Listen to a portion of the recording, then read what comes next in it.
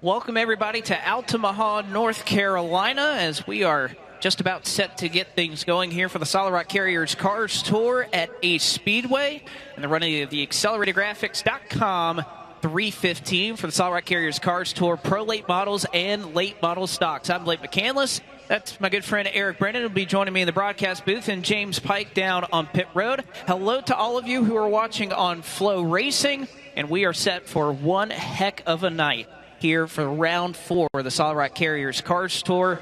Eric, it was the anticipation coming in tonight, and I think this image right here is about the perfect encapsulation of what's going to be happening tonight. It could be a wild night here at Ace. Yeah, and we'll start off by thank you for your patience for your viewers who are watching along at Flow. There were a couple of preliminary events here that took a little bit longer than expected, but you have not missed a single lap of action in terms of the Solid Rock Carriers Cars Tour, and that moon is starting to catch some people's attention. Now, we've already gone through single car qualifying. There's a lot of storylines to cover on the late model stock side, but on the pro late model front, that will be the first group out on the racetrack for their 100-lap event as part of the AcceleratedGraphics.com 315 here at Ace.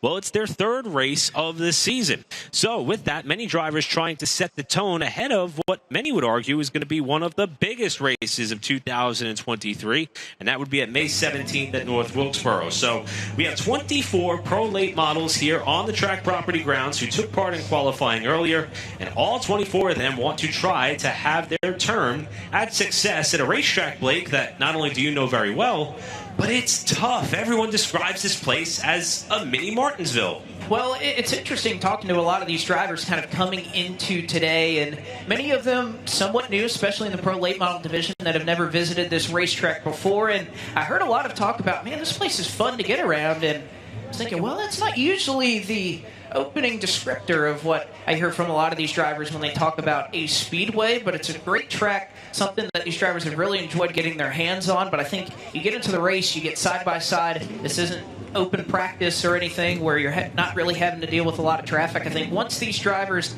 that don't necessarily have a lot of experience at this racetrack really strap in and see what a beast this track can be, especially over a long run, will be something to see, especially when you talk about Ace Speedway. I don't think we can mention the word brakes enough. That applies for the pro late models, that applies for the late model stocks as well, but brakes, brakes, brakes, we cannot say it enough. Yeah, it is Cinco de Mayo, so if brakes is your drinking word at home, I ask you all to please use caution, because this could be one of those nights, especially when we get past the halfway point, more specifically on the late model stock side, because the pros are going to be carrying a lot of momentum around here, but you will see the brake rotors glowing red hot, especially when we get down to the end of this race, and it oftentimes kind of infuses that comers and goers mentality, and it's a true test, and it's a polar opposite effect as to what we've had in the first 3 races on the late model stock side, 2 on the pro front, and it's going to be a different type of challenge for many of these competitors, and qualifying has been ultra important for the pros and late model stocks here. So there is so much to look towards here as the field begins their parade and pace laps. That they do. You can continue to see many of the cars that are down in the pit area. Pretty much the same problem that we had at Hickory was the amount of cars looking to make their way into both of these races. And again, great problem to have. The car counts continue to be so healthy for each of these series. 24 pro late models set to go for 100 laps here is the first one on the docket. And of course, in the late model stock car side, 35 cars made their way out. Unfortunately, not all of them will be participating tonight. 26 cars were locked in on their qualifying time, followed by 2 owners' points provisionals. So without a last chance race, some drivers were unfortunately sent home for the late model stock race just a little bit later. Yeah, and that went back to owners' points. But as we mentioned, the qualifying, single lap qualifying that took place played out really good for the Quapple family. Caden Quapple won the Male Pole Award at the pro late model front, and the Hedgecock Racing Pole Award went to Carson Quapple. Yet another one on the docket for him. Earlier today, James Pike was able to catch up with both of the Quapples, who took home top honors in qualifying here tonight. We have brothers on the pole here at Ace Speedway for the first time in a while that I can recall. Carson, your Hedgecock Pole Award winner for the late models. Caden, your Malley Pistons Pole Award winner for the pro late models. Caden, we'll start with you. You've had a strong piece all weekend throughout. What did you find in qualifying to get that little bit extra and get to the pole? We just got our cars turning really good. I feel like everyone's been tight this weekend, including us, but throughout practice and stuff, I thought we had a good car. We struggled with a little bit of turn, but with new tires right there, it came to us. So we were able to lay down a good lap. Hopefully stay up there for the race. And Carson, I've heard a lot of drivers talk about track position and how difficult it's going to be to pass here tonight, especially in the late model race once we get going. With that in mind, do you appreciate sitting on pole here a little bit more and having that track position to start with? Yeah, for sure. This place is way more important about track position, where you start and stuff like that, than other tracks like Hickory or so. This place is hard to pass, and it seems like you don't really ever ride in the race. So wherever you qualify is kind of where you're going to run in the race or where you're going to finish in the race unless something happens to you. So can't thank Brian and all the guys enough, Johnny Morris Bass Pro Shop, everyone in Junior Motorsports and Chevrolet for giving me a really good car here today, and hopefully we can get third straight. Caden and Carson Quapple, your pole-sitting brothers here in the Pro Late Models and the Late Model Stocks for tonight's Solid Rock Series Cars Tour action at a Speedway. That was the scene a little bit earlier as both Carson and Caden Quapple, your pole sitters here for the Pro Late Model Stocks and Late Model Stock Cars. A wonderful effort by both of those brothers, and it's been a kind evening for both of the Quapples here at Ace Speedway to start the night. The Pro Late Models starting to make their way off of the pit lane, and again, so much grace down there to all the teams and the competitors with how many cars are parked here at Ace Speedway and trying to maneuver in and out with all the local divisions going on and everything. Everybody doing all that they can to try to get us lined up, and I think we are just about ready with all 24 Pro Late Models sitting on the front straightaway, and even with a great crowd that you can see in the background that have wrapped all the way around this famous 4/10 mile. As the last car comes into position here, we are going to introduce you to our field for the Accelerated Graphics 100-lap portion of our program here with the Pro Late Models. As Blake mentioned, 24 cars have come down here for this event here with the Pro Late Model ranks, and all of which are going to be trying to look for an opportunity here to grab success at the Ace Speedway. As you see, the driver who will be starting in the 24th position here tonight, driving car number 03, back from the crash at Hickory, Kyle Campbell. Starting in 23rd tonight, driving the 43H from Claremont, North Carolina, it will be Josh Horneman. Starting in the 22nd spot here tonight, driving car number 8, will be that of Rusty Skews. Starting in 21st, car number 5, that will be Zach Fowler. 20th starting position will be car number 48 of Jeff Batten. Rolling off from 19th tonight, drive the number 44, will be that of Justin Whitaker. Starting in the 18th position, young gun in car number 7, Tristan McKee. Starting in 17th, piloting the number 27 tonight, will be the 53-year-old in Lee Tissett. Starting in the 16th spot tonight, third in points coming into tonight's race, car number 9, Ashton Higgins. Starting in 15th tonight, the number 49M is driven by Luke Morey. Starting in the 14th spot, 2 for 2 on the season so far out of Herman, Maine, in the 15H, Mike Hopkins. Rolling off the inside of row number 7 in the 07 is Clint King. Starting in the 12th position in car number 77 will be that of Logan Jones. Rolling off from 11th tonight, driving the number 88 in his Cars Tour Pro Late Model debut, TJ DeClaire. Starting in the 10th spot, driving for Setzer Racing and Development in car number 6, George Phillips. Starting in 9th tonight is car number 43, the 18-year-old out of Stanley, North Carolina. It is Nick Loden.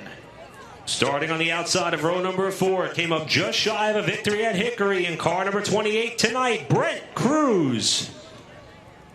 Starting in 7th tonight, former winner in this series at car number 13, it is Austin McDonald. Outside of row number 3, one of 2 Rackley War entries in the field tonight. This one, car number 26, Dawson Sutton. Starting the inside of row number 3 was outside pole at Hickory. This is car number 81. It is Katie Hedinger. Starting in the 4th spot tonight, finished 3rd at Hickory, trying to better that result here at Ace. Car number 25, Connor Zillish. Starting in third tonight, a driver who is local here and a student that is graduating tomorrow at High Point University, the number 15 of Brett Suggs. And up to our front row, the driver making his second ever Cars Pro Late Model start, driving the number 15B, Luke Baldwin. And starting on pole tonight, you heard from an earlier with a lap time of 15.261 seconds, Caden Quapple in the car number 96.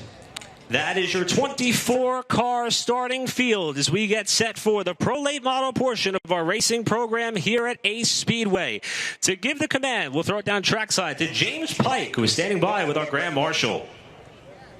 Having a lot of fun here at Ace Speedway as we coordinate proceedings and get everybody ready for the Accelerated Graphics 315 here at the famous 4/10 mile.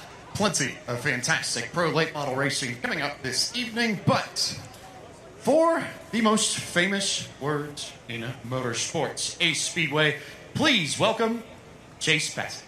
Yeah. Okay. Molly, look at the good driver is Charles the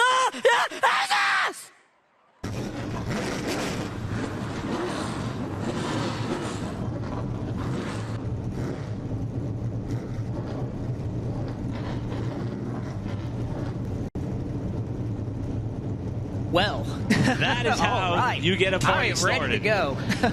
Absolutely love when we get to hear that young man get the racing underway. Obviously one of the most excited people that we have here in the house, and boy, do we have a lot on the card and on the docket here tonight, kicking it off with the Pro Late Model portion of our program. Blake, yesterday, a day full of practice. Qualifying took place. We just ran through the starting order, but now it is 100 laps for these 24 cars and drivers, many of them trying to weigh different agendas as far as what they want to accomplish tonight. But for some, they're looking for this to maybe be a statement victory, maybe a win that will carry them much momentum heading into the very prestigious May 17th contest at North Wilkesboro Speedway, and hopefully throughout the duration of the Pro Late Model slate. You said a word, momentum, and that is one word that, talking to so many of these drivers, both in the Pro Late Model and Late Model stock pit area, that is what they are looking to build in this month of May. After Hickory, another race within 2 weeks here at Ace Speedway. North Wilkesboro is just around the docket, and everybody knows all that is going into that race and how much that will mean to all of these teams, all of these drivers, and yet they want to continue to carry that through this compact month of May in the Solid Rock Carriers Cars Tour. But before we get things going, we'll toss it down once again to Pit Road and James Pike. Thanks, Blake. I'm down here in the pit stall of Connor Zilic, who had a fantastic run at Hickory Motor Speedway 2 weeks ago. He drove through the field twice in the Pro Late Model race. He drove through the field almost as much in the Late Model stock race. If we were counting passing points in this series, he would have had more than anybody else 2 weeks ago, and he starts within the top 5 tonight here at Ace Speedway. He showed so much strength in his debut. He is a driver to watch. Also keep an eye on Luke Baldwin, who's one of the fastest drivers across all practices for the Pro Late Model sessions. He's also starting up near the front of the field. Those two drivers' names that I'm watching down from pit road as we get ready for the Pro Late Model feature, the Accelerated Graphics 315. And before we go any further, how about a happy belated birthday to our man Pike down there, who celebrated yet another year around the sun yesterday. I know he's got some big plans this weekend. He loves the fact we're here on a Friday night at Ace Speedway. He's going to be enjoying himself watching the Kentucky Derby at home, which, speaking of, that's where one of the bosses is tonight here. Dale Earnhardt Jr. having himself a good time. He'll be doing some work with NBC. Hopefully he's watching along with all of you on Flow Racing and the wonderful crowd that has come out here to this 4/10 of a mile oval at Ace Speedway. Blake, you know this place well. What's the energy like compared to some of the other events that you have the opportunity and fortune to cover here at this venue? You know all the heart and soul that goes into putting on a race here at Ace. This has got to be pretty cool. The energy here has been as good as any night that I've been here as a track announcer. And again, I think it is a movement that is not only here at Ace Speedway. Look at this crowd. Front stretch, back stretch, turns 3 and 4, fans lined up. It is a movement that I don't think is just here in Altamaha tonight, but if you look at car counts, if you look at the crowds that are showing up at racetracks all across the Southeast, short track racing, I was talking with Matthew Dillner a little bit earlier, and I know I've heard a couple of people use this exact phrase that we're in the good old days, I guess is a good way to put it, but there is a revival going on right now. It extended past long just the racetrack revival that we had last year, and I think Ace Speedway is another exciting host of that revival tonight. It's going to certainly be a fun one. This track races differently than what we've seen so far this season, as we are a lap and a half away from the green flag. Some of the storylines will pick up for you right off the jump. Caden Quapple has not had the start to 2023 that he would have hoped for. Luke Baldwin outside trying to make the most of what is only select races in this car against this caliber field. Brett Suggs has had a strong start to the year. Could Ace be the place where he breaks out in a big way? Connor Zillish trying to get the one that got away. He's going to start in fourth tonight. Katie Hettinger's had a great start to the year. Can she end up in victory lane? And oh, by the way, our points leader in Mike Hopkins starting back in 14th spot. This is going to be fun. Yes, it is, and I think these drivers competing for so much with the introduction of the Keen Corvette Parts Challenge that is opening tonight at Ace Speedway. Both pro late models and late model stock car drivers going to be competing across divisions to see who can gain the most points at Ace. Hickory, South Boston, Caraway. Going to be a fun night here at Ace. Caden Quapple brings us down for the start, and we are underway with the Cars Tour Pro Late Models at Ace, and it is Quapple who jumps out to the early lead. Brett Suggs trying to fill the hole on the inside of Luke Baldwin. The black 15 outside Baldwin, the red 15, Suggs on the bottom, side by side for second, while Quapple leads lap 1. And I know it's not too uncommon to see multiples of numbers here in the Cars Tour, but the fact that so many of them have been so strong this year. Mike Hopkins, of course, we know it's well chronicled, looking for his third straight victory to start this race. But you see the 215 side by side there with Brett Suggs and Luke Baldwin. I was talking to Brett Suggs yesterday. He missed the first round of practice. He is a salesman for Continental Tire. He had a conference call, and he had to miss opening practice. He committed to that conference call and said, I'll be there. And then he looked at when opening practice was. So missed the hour-long session yesterday, but you know what? For a driver that has not been to this racetrack before, I think it's working out well for him as he goes up to second. That's a great story there on Suggs, who, as you mentioned, moves into the runner-up spot. We'll drop back a little bit here. That's the 07 of Clint King making his first start of 2023 down to the inside of DeCare. We'll flash up a little bit further forward. You see that number 28 car, Brent Cruz. That is the team that Isabella Robusto nearly drove up to victory lane. That's a Wilson Motorsports fielded entry. Cruz, of course, finished third in that race. Check that second at Hickory Motor Speedway. Robusto, unfortunately, injured in a crash at the end of that Pro Late Model event. She's home recovering with the effects of a concussion. We wish her the best and cannot wait to see her back at the racetrack. But this team has tagged Brent Cruz to be the fill-in driver, and he is in a very hot and heavy battle with Austin McDonald as they trade a little paint on the back straightaway. And this was exactly how Hickory ended for Brent Cruz. You can think of that shot of Mike Hopkins sideways in front of the field, checkered flag in hand. Well, Cruz was the driver that was directly behind him, and new number on the car, but trying to do all he can to try to move forward and making good use of the outside lane right now. Again, that's not something we often see. As you can see all the exhaust here as these drivers are lifting into the corner. So much momentum in these Pro Late Models. But I got to say, Brent Cruz giving that outside lane a whirl here at Ace. Not something you see very often as Nick Loden makes contact with Cruz off of turn number 2. Loden is someone who certainly wants to do everything possible to make sure that that car is pointed straight all race long. At Southern National, got turned on the white flag. On the green-white checker attempt at Hickory, got hooked head-on into the outside wall. They brought the yellow car back out here today. He's running up in the top 10, but has already made some contact with Cruz, who continues to struggle on the top side of the racetrack. Left side of your picture, Katie Hettinger in the 81, Luke Baldwin in the black 15. That's a battle for fourth. And again, Katie Hettinger was so strong at Hickory. We talked about how fast she was in each of the practices there. Goes out on lap 1, gets tight, hits the outside wall at the exit of turn 2. Car was never really the same after that, but still was able to get a 6th place finish. Has been relatively quick in the top 5 each of these practice sessions, whether they're on their mock run, whether they're on scuffs, anything. Hettinger has been up at the front of the field. Is almost contact there with Luke Baldwin off of turn 4, and we do have a spinner off of turn 4 as well. Caution flag is out for the first time tonight, and that is Ashton Higgins. Spun around here just past the RC Powered Steering restart zone. Higgins came into the night third in points, 18 markers out behind that of Mike Hopkins, the points leader. Higgins coming off of back-to-back top 10 finishes at both Southern National and Hickory, finished 7th and 8th respectively. And the driver for the ALH Motorsports, number 9 team out of Weaverville, North Carolina, is unfortunately facing the wrong way early in this race, right as we were at a point where I think we were going to start to mention some of the green flag lap rules that are in effect for the pro late models and the late model stocks, but that will not be something that is of a talking point at this juncture. As Higgins is able to get that car rewrited, he will join the tail end of the pack, but we slow the field 11 laps in after the Higgins slide off 4.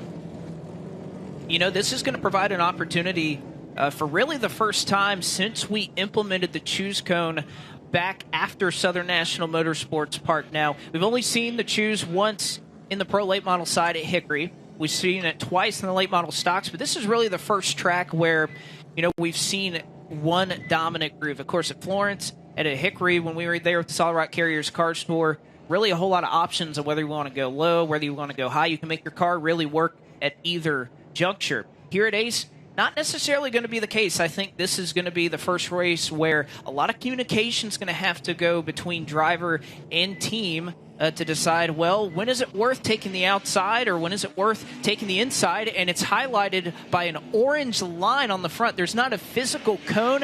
They painted it on the racetrack on the front straight away amongst all the different lines that separate the lanes here at Ace. There is one bright orange line that is just at the start-finish line. We'll show it to you when we come back around. But you can see the end result. Suggs in second takes the inside, and Connor Zilish will try to take the lead from Quapple here.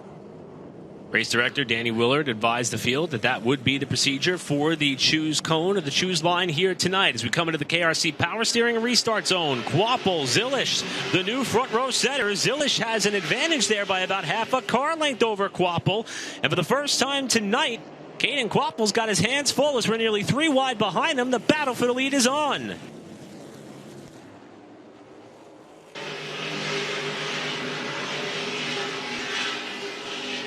Things starting to tighten up there amongst these two as Quapple starts to edge back out in front and cement the top spot at the end of the back straightaway.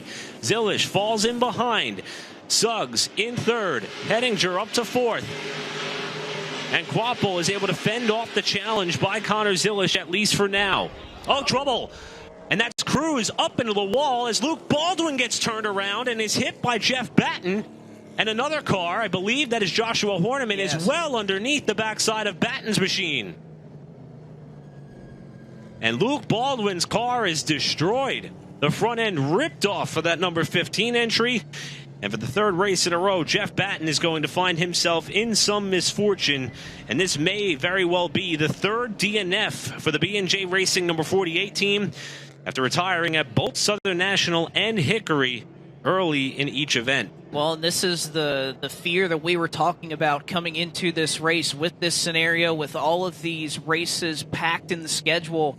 North Wilkesboro up next. This is the last scenario that either of these teams wanted to face with race cars that are very damaged and destroyed. You can see Horniman underneath Batten sitting in 1 and 2, and curious to see exactly where this happened. I know Baldwin had fallen back a couple of positions since the drop of the green flag. He started in the second spot, and yet had fallen back to about 5th or 6th or so. They were side by side, further back in the pack. This is how it happened. Again, entering turn 1.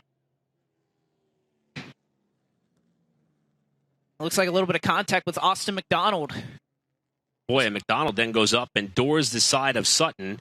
Cruz gets hip checked up into the wall, and Baldwin's car is sitting there for quite some time, and Batten and Horniman just pile in. McDonald tears the nose off of his car. Cruz into the wall.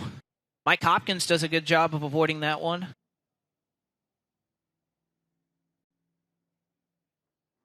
Multiple angles. Good job of our camera crew for capturing that. As you can see, Baldwin climb out of his race car, and so unfortunate for him,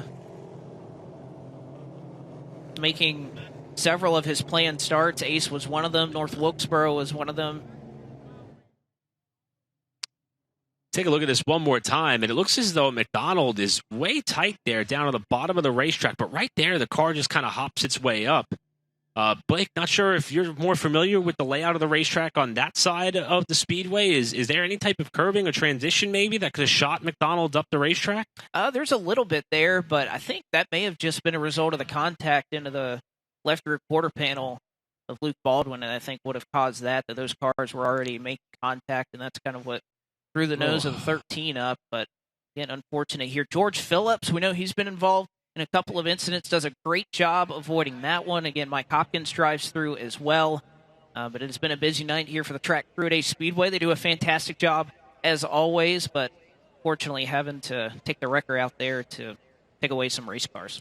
Luke Baldwin, fresh off of a 7th place finish at Hickory, was one of the fastest cars in practice throughout the day and was running up inside the top 10. And you see Jeff Batten there trying to do what he can to help the track record crew get these cars detached. And it's very ironic to see Luke Baldwin's car with that level of damage. Looks very similar to what Kyle Campbell had to go through at Hickory. Hopefully they don't have to put a new front clip on that car, but it appears as though that damage has gone pretty deep there into the nose as we are under a red and yellow condition. So a handful of cars that have come down on the main straightaway pit area are in a position to have their cars serviced even though the field is stopped on the back straightaway.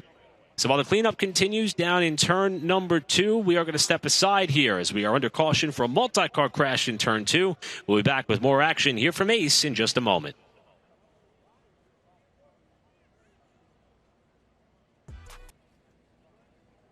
Welcome back to the Ace Speedway, where we are under the red and yellow flag here, just a handful of laps into the Solid Rock Carriers Pro Late Model portion of the AcceleratorGraphics.com 315.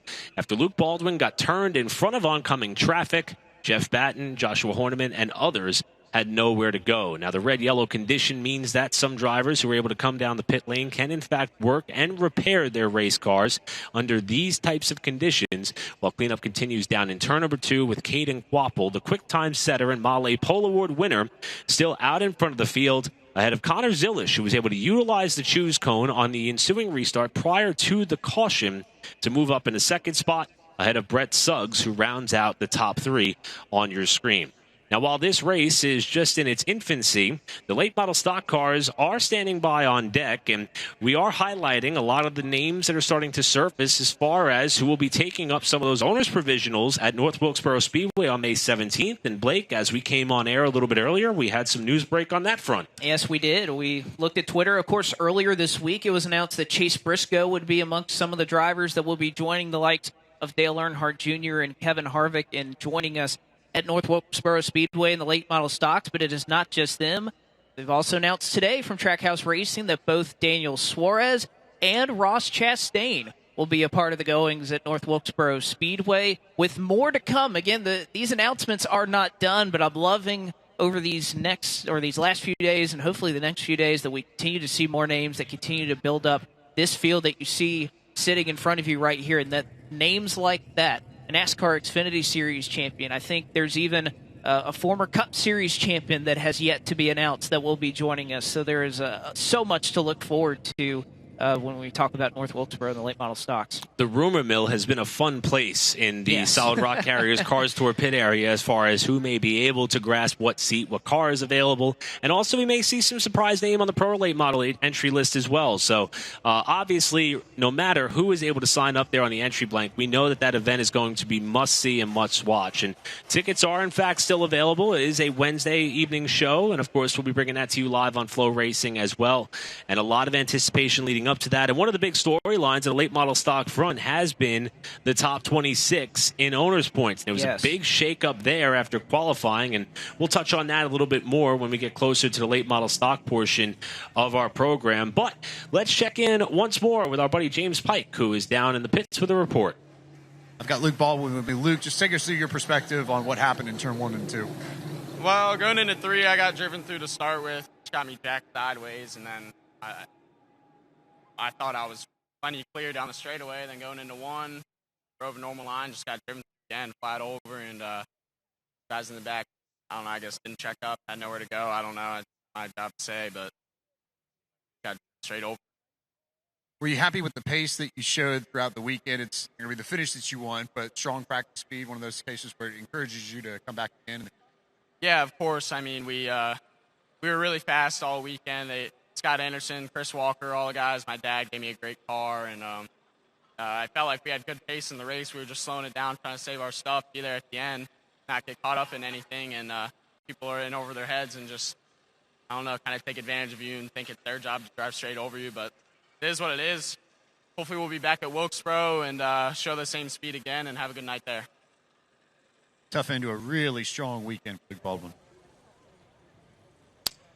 You got a feel for Luke, being that it was only 13 laps into this race when it all came undone after the pace that he was able to show in practice. And, you know, Luke is someone who's already had a great year. If you think back to the World Series of Asphalt down at New Smyrna Speedway, picked up 2 victories in a 602 or crate asphalt modified.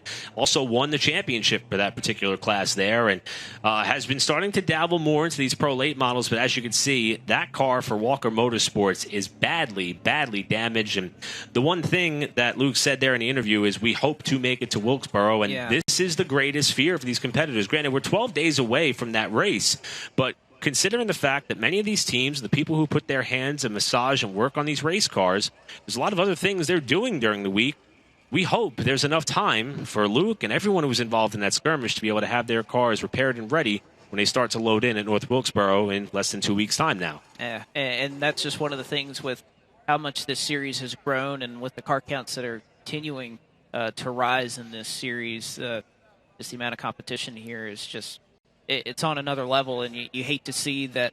You know, we want that to continue to be healthy. We want these cars and these teams to be able to come back out and continue racing here in the Solid Rock Carriers car store. So just real unfortunate there for Baldwin, for Horniman, everybody who's wrapped up in that. And, of course, there's still a long way to go here at Ace tonight. You know, 87 laps, I think, is what we have left here. So, you know, it's up to these drivers to make sure we kind of get to the end of this race all clean. As you can see, a lot of the attention, a lot of the track crew still continuing to work hard. Most of the work has been completed in 1 and 2. I believe I see right now, you can see it at the top of your screen. Most of the workers starting to head into that truck that's parked in turn 2, and I think that will be the last one that will be pulling off before we get things going here. So I know this track crew, they really showed their expertise, the limited late models when we had opening night here. We had some fantastic racing, some clean racing in all of our divisions on opening night. The limited late models got a little tested, but that's what that track crew, they're trained to do, and they have been on the money here at Ace this season. Now, for the late model stock competitors, this is the first of 2 visits here to Ace Speedway. They come back to this venue again on August 11th. And what will be a good opportunity for drivers to set themselves up for the stretch run to the end of the 2023 campaign. And, you know, Blake, there's another incentive that was announced leading into this race that kicks off here tonight. A 4-race stretch includes 4 different races at 4 different venues. The 2023 KeenCorvetteParts.net Challenge, $17,500 in a prize pool for the drivers who can accumulate the most points here tonight at Ace, at Hickory Motor Speedway July 29th, South Boston Speedway October 7th, and the season finale at Caraway on November 4th. That could be for either a pro late model competitor or a late model stock competitor. So there is a lot to look forward to there as far as how that program kicks off, and we'll be tracking it for you here all year long. Let's go down trackside and check in with Pike once again. Eric, I just talked to Austin McDonald. He was in his pit stall getting his car fixed up after the incident, and I asked him what his side of the events in 1 and 2 were, and his response was pretty simple. He said, I was on the bottom, and I got chopped. There's nothing else to it. So I wasn't exactly happy about the way things went down, from what I could tell. And as you can see, a little bit of battle scars have already developed there on the King Freight Lines number 13 of Austin McDonald, who hails out of Nova Scotia, Canada. A driver who picked up a win in the season finale at Caraway 1 year ago. And as you could hear, 2 differing sides to the story as to how that skirmish unfolded down in turn number 1. McDonald, though, is able to live to fight another lap, while Baldwin's team will be trying to figure out how to get that car back in the hauler. As they hit the choose cone this time through, I should say the choose line on the main straightaway, we are a lap away from the restart. And it looks as though Connor Zilish was happy with the way the outside lane worked the last time. He's going to try it again. Well, and I think Zilish did a great job on that restart trying to fend off Quapple. But the other thing is that I know we talk about Ace Speedway somewhat being a single-lane racetrack. If anything, the Pro Late models, I think, are better set up to run that outside lane. These cars are hitting the chip so much earlier on the straightaway, particularly early in these runs. If anything, that halts the momentum for a lot of these guys. They're hitting max speed halfway down the straightaway. That's going to help that outside lane a little bit. So at least early on, I think Zilish has a shot to hold him off. 87 laps to go. We're back underway. And again, Zilish tries to door his way to the race lead as Quapple had his hands full in turn 1. And Zilish is drawn even with the 96 at the end of the backstretch, and they hit again. Side by side for the lead. Quapple by inches that time through as he tries to muscle his way back up in front of Zilish, who cuts back underneath. He's got a fender inside. That is a classic crossover here at Ace Speedway, and Zilish not quite able to get all the way down to the bottom. Gives up that spot. And Quapple and Zilish, I think, are setting ourselves up for one heck of a race here up front between two very talented drivers. And don't forget about Brett Suggs, is kind of waiting in the wings a little bit as well. You saw Nick Loden just go by. Well, he had a little bit of contact right there as Clint King and that 07 of the 43 of Loden get together. Maybe even be a little bit of damage, I believe, on that. Well, we were just talking about the King Parts Corvette Challenge on that Corvette. Clint King trying desperately to get ahead of Loden there on the outside in that black 07. This is Clint King's first start of the season. Made 2 starts a year ago. His best finish was 8th at Motor Mile Speedway. King trying to battle his way further up the running order. In fact, he runs in the 8th position right now, with Loden doing everything possible to continue to bring the fight to him as King gets loose off 4. You're not going to be able to sustain that very long, sliding that right rear, although the entire wear, not the concern here at Ace. I know we mentioned at the top of the broadcast, it is going to be all of those brakes as Loden still trying to find his way by. Clint King doing a great job holding Loden down at bay, but of course the talented youngster is just behind them in Tristan McGee, and he's hoping that they eventually sort it out so that he can try to make his way by. The preferred line does certainly appear to be the bottom, but Clint King is putting up a valiant fight. Now McKee is going to want to try to fill that void that is being created there to the inside of that 07 off turn 2, but he can't quite do it as King slots between Loden and the 43 and McKee in the 7 as they all start to close up on Dawson Sutton while the race for the lead begins to intensify. Yeah, these two cars very even through all the practices, through the early portion of the running tonight. Both these cars look equally as sporty, and Hayden Quapple, again, very successful here last year in the Pro Late Model Division. One of his 2 wins came at Ace Speedway, but back here for 3rd, Katie Hettinger, also been very strong, looking to get her way by Brett Suggs. She's able to do that, and Suggs may now be under attack for 4th as well from TJ DeClaire, making his car's Pro Late Model debut. DeCare there down on the inside at Orlando Lakes, Florida. We talked about Austin McDonald coming from Canada. DeCare has made the haul from down south from the Tampa region. And this young star who picked up a Carolina Pro Late Model win earlier this year at Dillon Motor Speedway is now starting to make some noise in the car-sanctioned Pro Late Model Series. And he is now up to 4th. He does a great job making his way by. Again, that is 4th for DeCare.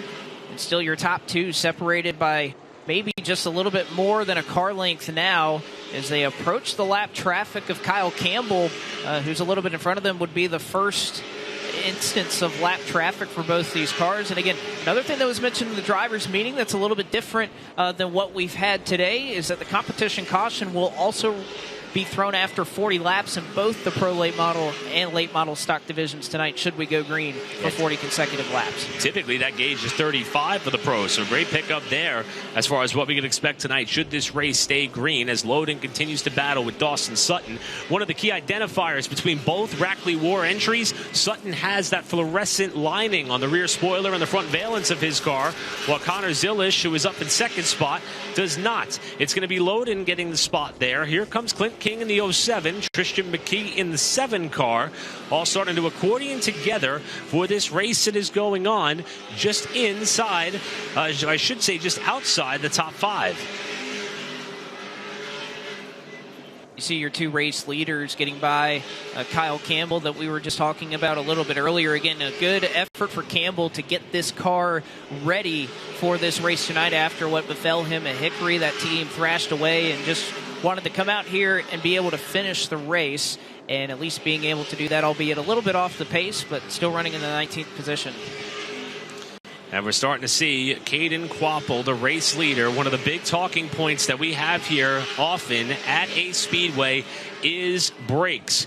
We're going to be talking about it a lot more when it comes to the late model stock feature, but if you keep your eyes on that left front of Caden Quapple, you'll start to see, especially in turn number 3, where he could be getting on the binders a little bit too hard. And with 68 laps to go, that is a lot of red that we're starting to see there in that left front. Can Quapple make that last throughout the duration of this race? Cherry red brake rotors, that is so common here at Ace, and one of the great parts about sitting here either on the front stretch or on the back straightaway is you get a wonderful look at that glowing cherry red brake rotor for Caden Quapple for now. That is up front, but you can see Sutton got up and nearly lost it in qualifying when he was coming to his lap, got up into the marbles, got all sorts of sideways, still had a great lap that slotted him into the in the 6th position. But it was a hairy moment for Sutton as he was coming to his opening circuit. Sutton, who had a pretty quiet night at Hickory Motor Speedway last time out in Pro Late Model running, rounded out the top 5. Here's someone who's looking to have a strong night tonight. That black number 6 for Setzer Racing and Development in George Phillips. This kid caught a lot of people's attention with his success in legend cars, specifically at the Charlotte Motor Speedway. Also won a 50-lapper at Carteret County back in 2022, but it has been an abysmal start to the year for Phillips with a team that ran so well in 2022. Was involved in a couple of late race cautions at Southern National, and also was involved in a lap 20 accident at Hickory, just trying to see it to the finish. And he's got the 2-time winner and points leader behind him, while up the road it's Brett Cruz on the bottom of Logan Jones for a spot. Jones will fall back after Cruz passes him. But you can see Mike Hopkins, and this has kind of been Mike Hopkins-esque, as trouble in turn 4, and I believe that is Higgins again. Spun off of the exit of the corner, and you can see the brakes glowing bright red on that number 9 around for the second time tonight with 62 laps to go. Not the night that Higgins is hoping for, but compared to what we saw on the caution 13 laps in, it's amazing that that car doesn't have too much damage on the bodywork. It's been 2 harmless spins off the 4th corner, and one of the unique facets about Ace Speedway is that bit of an apron there that develops on that side of the racetrack, which gave Higgins just enough room to avoid the Armco barrier on the bottom of the racetrack. This caution does slow the field with 63 laps to go, and it will erase the advantage that Caden Quapple was able to build up to at this point and pull Katie Hedinger as well as TJ DeCare up into the mix. And I want to give credit to our producer Mark Keeler, who told us in our ear earlier that if you're a fan of sprint car racing, if the name DeCare sounds familiar to you, TJ is the nephew of sprint car driver Troy DeCare. So not only is he a young wheelman in terms of getting to learn the ropes of pro late model stock car racing after much success in many other ventures, he also comes from a bit of a racing family, as we'll try to see what happened to Higgins here.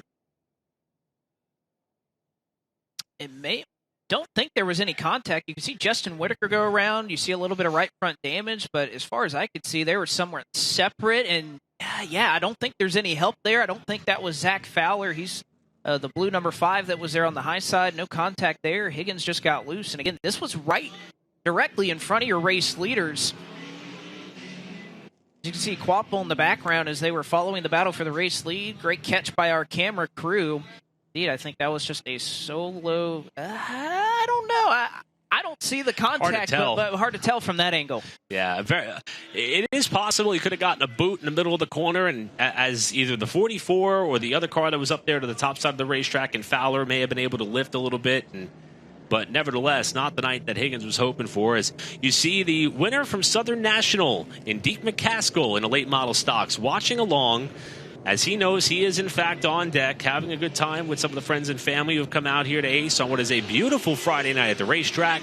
And we are 13 laps shy from the iRacing Halfway Award that will go to the driver who is able to hold the lead at the conclusion of 50 laps with 50 more to go. Thus far, it's been all Caden Quapple, with Connor Zilish going to restart outside front row. I think Deke McCaskill rolling off 17th. He started 31st at Hickory finished 6th. Wow. So I think I know Ace is a difficult place to try to make some moves, but I think that may have to bode pretty well if you're a Deke McCaskill fan.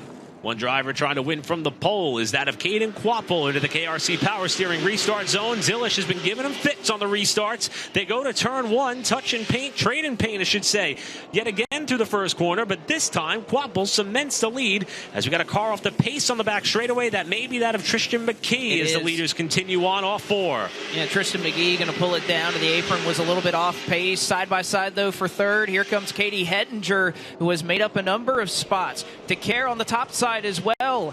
Going to be able to almost complete that pass on Katie Hettinger. And indeed, I think that top side is going to be just enough. We'll see if they can get clear into turn 1. And indeed, DeCare on the top side makes his way by what's been a very fast car here this weekend in Katie Hettinger. So a great drive out of that 88. And I think when you talk about cars that can go up and challenge your top 2 and Quapple and Zilish, I think DeCare is showing that that car may be him. The big story so far in this Pro Late Model season was Mike Hopkins coming down from Maine. How about TJ DeCare coming up from Florida to these tough Carolina short tracks as King gets really sideways on the right side of your picture. Inside of Dawson Sutton, that's a fight inside the top 10, while Sutton's teammate and Connor Zilish is a half a car length off the back bumper of Quapple for the race lead. A great shot here for Rackley Ward. Both cars so strong at Hickory a couple of weeks ago, but Connor Zilish have to be so impressed with this young man. The amount of talent he showcases, Pro late model stock, Mazda, I mean MX-5, it doesn't matter what you put him in. He has been so good. And any young man that can go out to Hickory, drive through the field twice. We talk about how competitive the Cars Tour is. Everybody down in the pit area, everybody's so close, everybody's so competitive. The way Zilish was able to drive through the field in both of those races, very impressive for that young man. And yet has a great shot to win here tonight. If he can keep up or try to find a mistake that Caden Quapple can make. Of course, he's been holding serve so far, hasn't made one yet. All the while, the fight that will not go away continues to be that of Dawson Sutton, Clint King. Now Logan Jones in the 77 has been thrown into the mix. We should note that Tristan McKee obviously made it back to the pit area. And earlier on, Blake, we were able to see trouble Logan Jones sideways there. What a save. My goodness, that car was heading straight to the outside wall. He keeps it going and we stay under green. That was an incredible piece of driving. Quick reaction there for Jones to collect that race car. A little bit of contact for Logan Jones into 1 and 2. You can still see some of the tire marks that he left at the top end of the racetrack, but my goodness, a great job by Logan Jones to be quick on his feet, loses a couple of spots, but hangs on to it. And now we got Nick Loden off the pace in the main straightaway, where the leaders head to turn number 3. When that contact happened with Logan Jones in turn 2, was going to pass along a report. The driver finished 3rd at Southern National Motorsports Park, according to James Pike down in the pit lane. Motor issue on car number 49 for Luke Morey. He is done for the night, and McKee remains on the pit lane as well. Leaders come back onto the main straightaway, 1 lap shy of the iRacing halfway bonus, and it's been all Caden Quapple thus far. It was Carson that won in the late model stocks last week. Isabella Robusto, again, wished that she could be out here. And, of course, we wish her all of the best in her recovery from her concussion that she suffered 2 weeks ago at Hickory. But it looks like Quapple able to lead that time by, so he'll take the iRacing halfway lap leader award. As your top 2 continue to pull away, still a good battle here between 2 very competitive cars in TJ DeCare and Katie Hettinger. Hettinger has been so strong all season long, and obviously DeCare is having a spectacular inaugural outing here in Cars Pro Late Model competition. And right now, these 2 drivers who have gone to victory lane in other capacities in Pro Late Model competition. As we mentioned, DeCare was in the Carolina Pro Series. Hettinger with a very popular win down at the World Series of Asphalt in New Smyrna back in February. And they ride 3rd and 4th as DeCare starting to get a little bit loose there as he gets back to the power. That time off turn 2. One of her 2 top 5s last season in the Cars Tour Pro Late Models came here at Ace Speedway, a place that she's become relatively comfortable with over her time in these Pro Late Models. But back up front, I mean, it's more of the same. It's a broken record.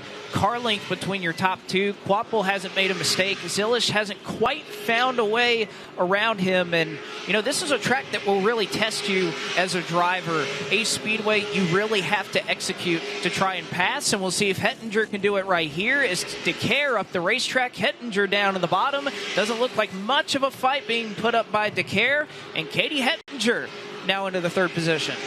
Hettinger in the Anthony Campy Racing number 81, who had to battle back from some adversity back at Hickory, continuing to be on a bit of a roll here after finishing 3rd and 6th respectively in the first 2 races of the season. But the fight for the lead is starting to intensify here. These two, in terms of pace, separated by hundredths of a second, but you're starting to see a lot more brake glow now on the right side of Caden Quapple's car with still 43 laps to go. You don't really see that with Connor Zilish, and you have to wonder as these laps continue to click on, is that going to be an issue for Carson? Or I keep saying Carson, Caden Quapple.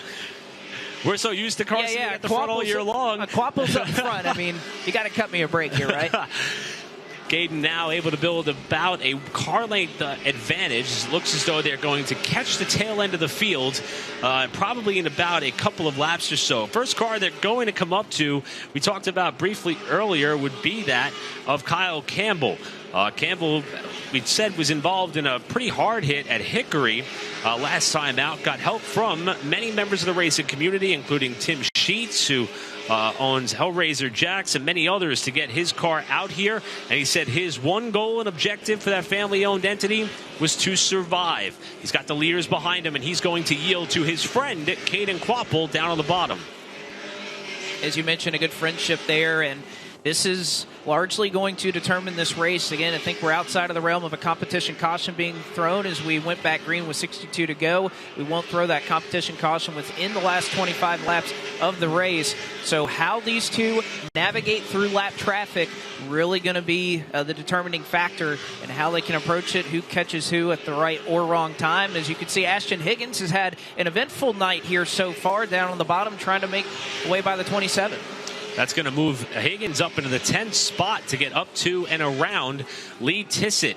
Tissett making his second start of the 2023 Pro Late Model slate, fresh off a 12th place finish at Hickory Motor Speedway the last time out. Tissett back to 11th, Higgins up into 10th spot.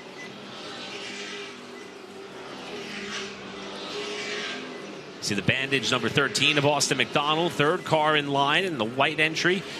And it's George Phillips in the 6th, and Logan Jones, who had that glove save and a beauty several laps ago. While the leaders are in traffic, here comes Zilish for the top spot as they go around Whitaker in the 44 to put him one lap off the leaders. I was going to say, if Zilish could just catch that car and get by Whitaker at the right time, could maybe have tried the crossover there. Not able to do it, but my goodness, Quapple has had his mirror full of Connor Zilish all night. 34 laps to go.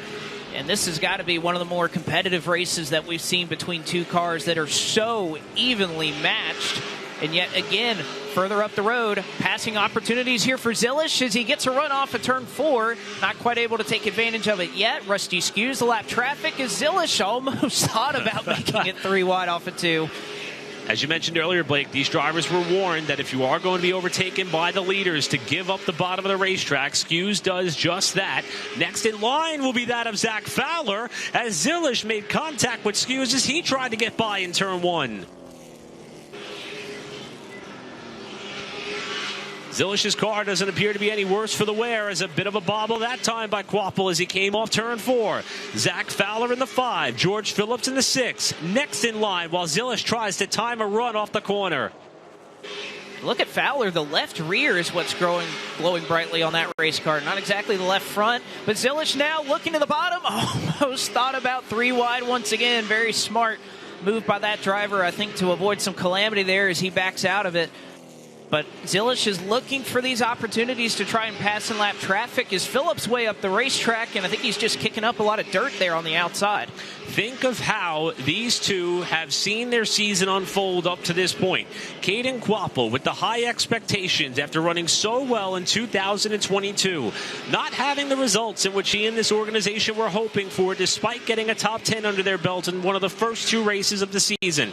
And then, of course, Connor Zilisch, after running in the race lead, getting spun out of the top spot about halfway through the Pro Late Model race at Hickory, battled back to be in contention for the victory and came up 2 spots short. Who wants it most? Who can get through the traffic?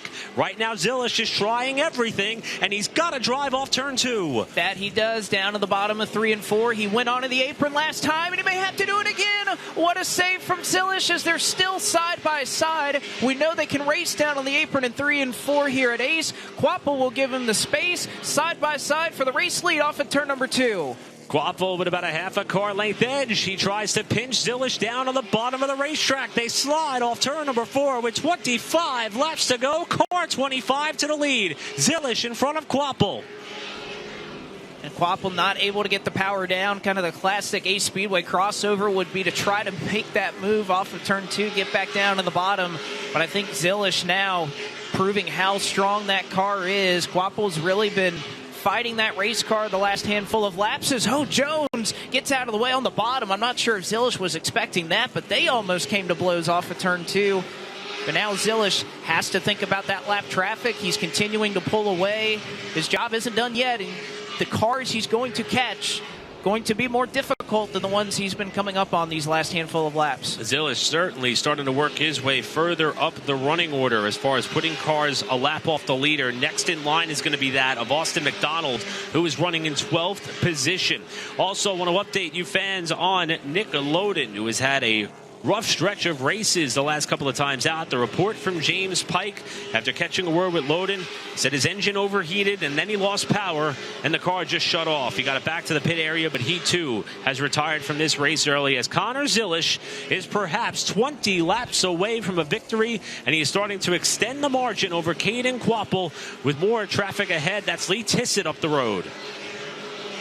And he's starting to get up into almost the top 10 here. Lee Tissett running in 11th just in front of him.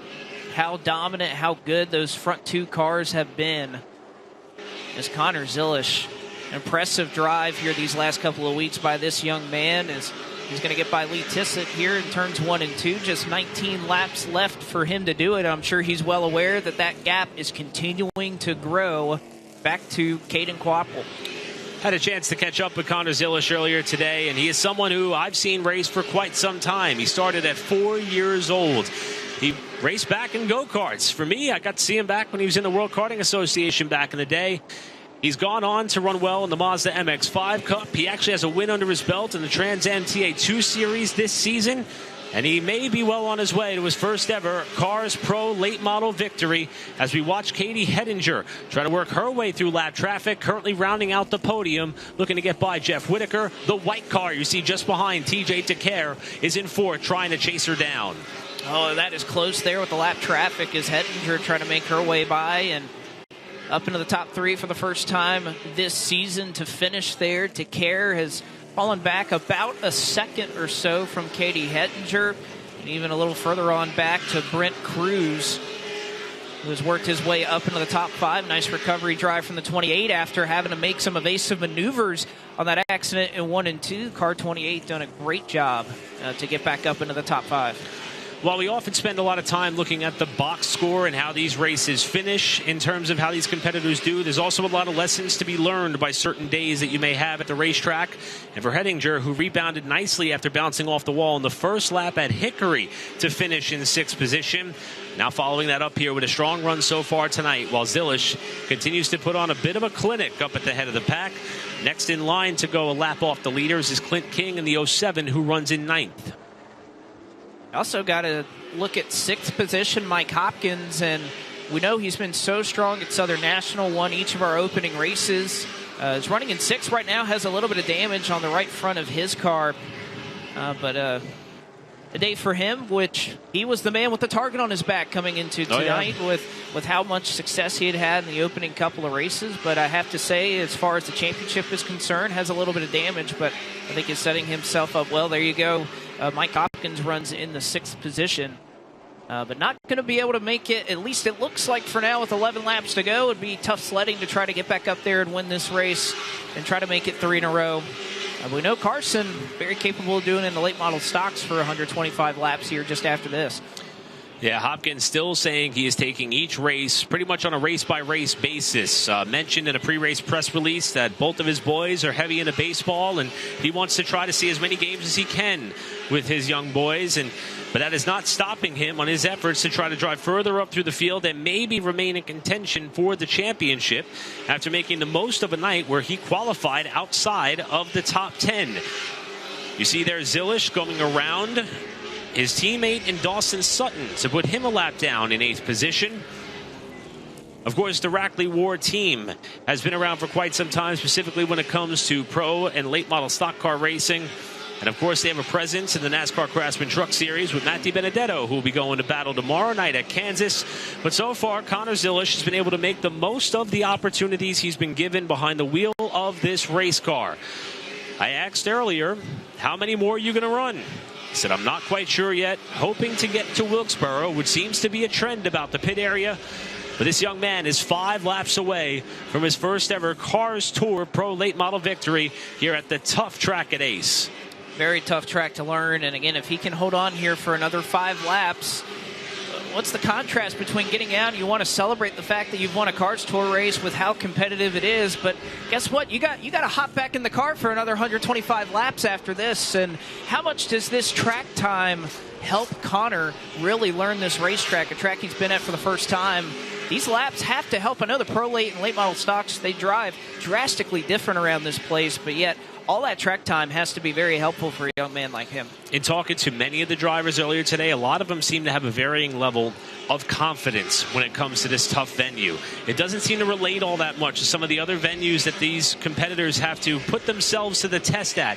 I can tell you one thing, Connor Zilish, who is 2 laps away from a victory, he is certainly going to put himself in position to go into tonight's late model stock feature with a lot of confidence if he can hang on for the final lap and a half.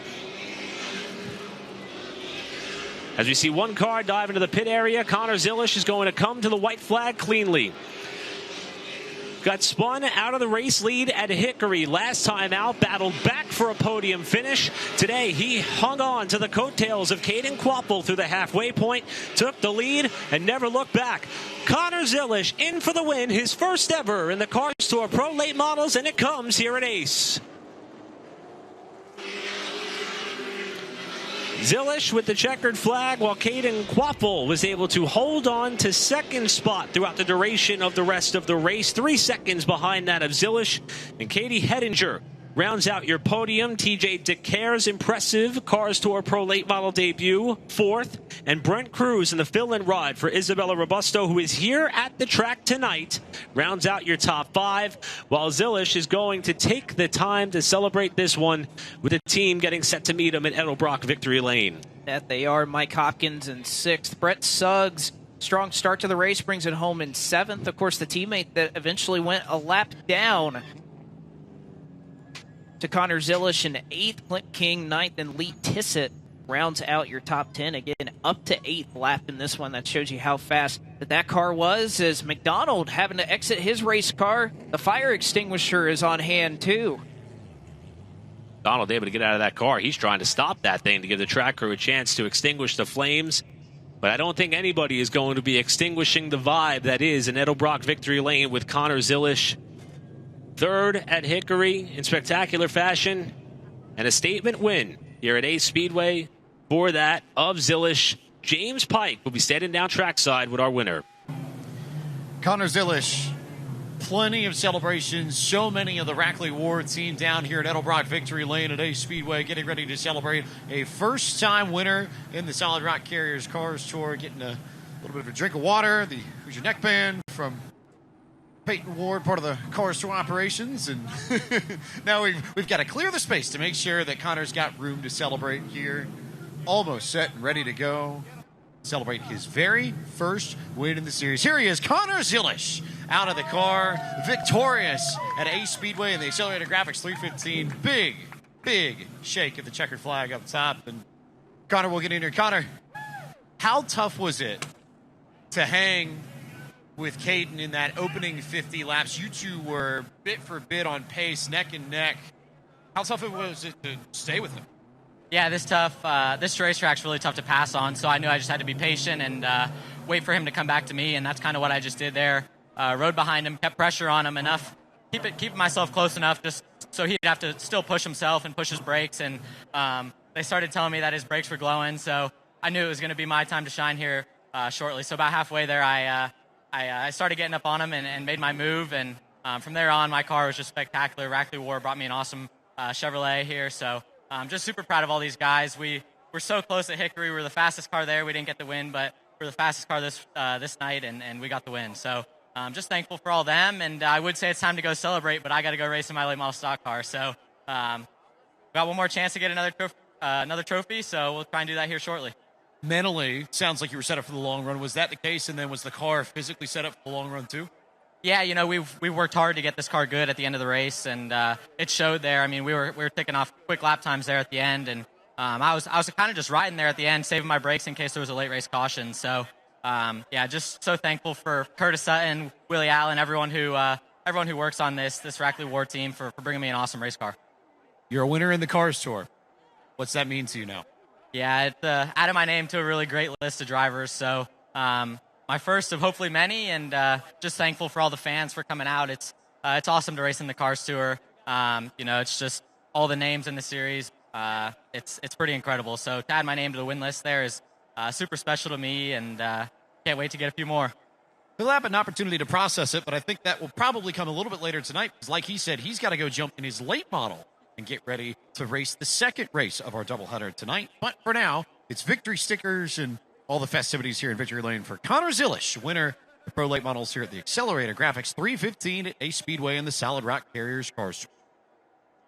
Thanks, Pike. And, you know, it's funny to hear Connor talk about being added to a special list. One of my favorite stats about this young man and his racing ability is he won the World Championship in karting back in 2017. He was the first American to win that FIA Academy Trophy. That was actually in 2020 that he won that particular award. Other names that have won that include Formula One driver Charles Leclerc, who's actually racing in the States down in Miami this weekend. Yeah. So Zilish is so diversified at his ability to be able to jump into so many different types of race cars. And he got the job done tonight here on a track, which he even said is tough. Well, again, and he was not present at Southern National Motorsports Park, but yet he was winning at Road Atlanta in a Trans Am. Oh, yeah. Back in March. So the diversity of talent and the type of racetracks that he's good at, you can see he's enjoying that celebration, though. This isn't well, you know, I got to really focus on my late model stock. He's enjoying this one, well-deserved. Gets a nice handshake there, as many drivers have come up to him to congratulate him. A very popular personality down in the pit area, and I think you could see in his interview just a great young man, both as a race car driver and as a person, and great to see him park it in Edelbrock Victory Lane here for the Pro Late Models. I'm not sure he's going to be able to change that fire suit before he gets to that late model stock. I don't know that I would have gone that far as spraying the celebratory beverages down there just yet. But nevertheless, he has certainly earned that. A great drive by him on both occasions in terms of opportunities to get behind the wheel of that car. And that's a name which I'm hopeful that we will see. And I don't want to say as far as certain just yet, but I would imagine that this is someone who is going to be on the entry blank when we get down in North Wilkesboro on the 17th. And I think it's safe to say that he has moved himself right up there towards being one of the premier contenders for that race on the Pro Late Model side and the Late Model Stock side as well. So we'll see what he has in store for us here after being able to walk away from the field by 3 seconds over that of Caden Quapple and Katie Hedinger. With that, we are going to step aside. Pro Late Models are in the books. Late Model Stock cars are next here at Ace Speedway for the Solid Rock Carriers Cars Tour, live on Flow Racing. Well, the stands have not depleted. If anything, they've continued to file in here at Ace Speedway for the AcceleratorGraphics.com 315 in Altamaha, North Carolina. These fans, they love to see this racing done Altamaha style. Is get a great shot there of that. That's the backstretch grandstands, Eric. That's not the front straightaway. Very full of race fans who are so tuned tonight. Some sweatshirts being put on as it continues to cool down here in the nighttime sky at a Speedway, but yet here we are, 125 laps for late model stock cars set to go as they'll roll off of the pit lane and start to line up on the front straightaway.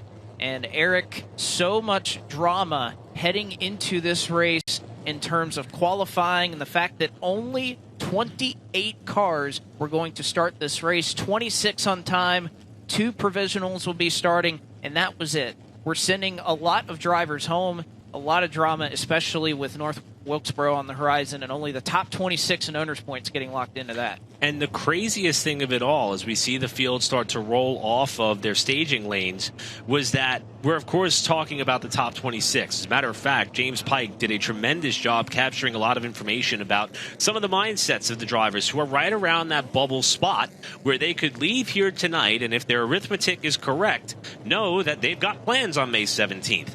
However, if you're outside that top 26, you may not necessarily, in fact, you probably won't be guaranteed an opportunity to be in that field, depending on how many of those owners' provisionals make their way on out to the racetrack. The crazy thing is, if you look at 26th in the current owners' points on up 7 drivers inside the current top 26 in owners' points tonight, did not make it inside the top 26 in qualifying, and only 2 were able to fall back on provisionals, which were set by owners' points. So we're talking 5 cars that were inside the top 26 in owners' points that are watching this race with us. And that is a tough thing to think about. And coming into this race, there was so much, I guess, change in a way with this field and how the car counts and whatnot have kind of evolved through the year. And so many drivers that made their way out to this race that haven't necessarily been with this all season long, but yet have made their presence felt up here at the front. You think about all the changes we've had in owners' points, in numbers, all these different agendas for so many teams, so many different drivers. You think about Dylan Ward taking the number 14 for Jimmy Mooring tonight, although running his own race car. Same thing with Trevor Ward, drive the number 55 for Lee Falk Racing, yet he's using his own Trevor Ward Motorsports equipment. Landon Huffman jumping behind the wheel of the number 22 Nelson Motorsports car. He has qualified his way in on time to the field after that team missed the race at Hickory Motor Speedway. So just a lot of differing agendas, different drivers have changed up, and yet here we are, 26 cars, the fastest, 2 provisionals, and that's all we were going to take at Ace tonight. And while we're talking so much about that bubble spot, let's keep in mind that never in the 6 races prior has a driver won outside of the top 10 in starting position. 5 out of 6 times were inside the top 5, twice from the pole. Even though we're keeping tabs on who, in fact, was positioned where when qualifying came down to a close, the big story may be at the front of the pack and some of the names that are going to be starting up there and who could make their equipment last all the way through as the field comes into their final formations and spots. So without further ado, let's introduce you to your starting field for tonight. AcceleratedGraphics.com, 125 for the late model stocks here at Ace Speedway.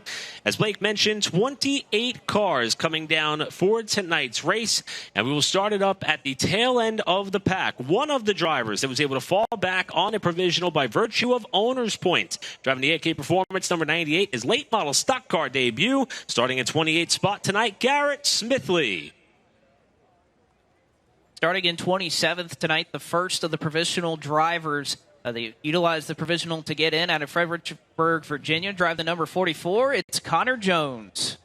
Starting in the 26th spot tonight, out of Conway, South Carolina, in the number 5B, Bryant Barnhill. Starting in the 25th spot tonight, driving the 8B for Top Gun Motorsports from Mechanicsville, Virginia, it's Chase Burrow. Starting in 24 tonight, 3rd different driver behind the wheel of this car in 4 races, driving the number 97A tonight, Dexter Knipe Jr. Starting in 23rd, one of your MPM marketing rookie contenders, driving the number 42 out of Mooresville, North Carolina, Carson Brown. Starting in the 22nd spot tonight after changing a motor in this car this morning in the 2W, timing his way into the show, Ryan Wilson. Starting in 21st tonight out of Supply, North Carolina, the Aaron Sales and Lease Ford is driven by Chad McCumbee. Starting in the 20th spot tonight, driving the family-owned 04 out of Lexington, North Carolina, Ronnie Bassett Jr. The inside of row 10 sees the Chad Bryant Racing Chevrolet, the Solid Rock Carrier-sponsored machine, driven by this driver out of Manassas, Virginia. The number 24 is Mason Diaz. Starting in the 18 spot tonight for R&S Race Cars, 3-time late model stock car champion, and boy is he good here at Ace, driving car number 6, Bobby McCarty. Starting in 17th tonight, the driver out of Raleigh, North Carolina, your winner at Southern National Motorsports Park. The per year tank lines Ford, it is Deke McCaskill. Fresh off his pro late model win, starting in the 16th spot tonight out of Mooresville, North Carolina for Carroll Speed Shop in the 57, Connor Zillish. On the inside of row number 8 out of Dallas, North Carolina, the Hefner's Towing and Recovery Chevrolet. The number 95 is driven by Jacob Hefner. Starting in the 14th spot tonight, former Valley Star Credit Union 300 winner at Martinsville, driving the number 0 for Sellers Racing out of Amelia, Virginia, Landon Pendleton. And starting in 13th, the defending winner of the Rodney Cook Classic here at Ace Speedway from Bahama, North Carolina, the per year tank lines Toyota, it is the number 99 of Lane Riggs. Starting in the 12th spot tonight for Mike Dorn Racing out of Aledo, Texas, the most recent Cars late model stock winner here at Ace Speedway last October, driving car number 10, Caden Honeycutt. Making his first start at this racetrack and first start for Nelson Motorsports. The number 22 out of Claremont, North Carolina, the Autos by Nelson Chevrolet is driven by Landon Huffman. Into the top 10 we go, and the driver who comes into the night tied for second in championship points out of Chesapeake, Virginia for Lee Pulliam Performance in the 03, Brendan Queen. And rolling off from 9th, the driver out of Manassas, Virginia, piloting the Convenience Titer and Auto Chevrolet. Car number 81, it is Minnie Tyrell. Starting in the 8th spot tonight, driving car number 43 in the Sound Gear Starkey Setzer Racing and Development entry out of Eden Prairie, Minnesota, William Sawalich. Rolling off from 7th, this driver out of Indian Trail, North Carolina, driving the Miracle Dental Center Chevrolet. Car number 32 is Zach Miracle. In the 6th starting spot tonight for Jimmy Morin Racing out of Walkertown, North Carolina, making his 10th career late model stock car start, driving car number 14, Dylan Ward.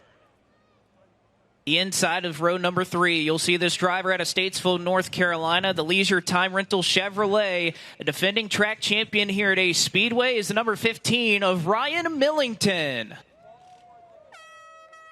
Starting in the 4th position tonight, this driver's run every single late model stock car race held here at Ace Speedway under the Cars Tour banner for Lee Pulliam Performance. Car 2, Brandon Pierce.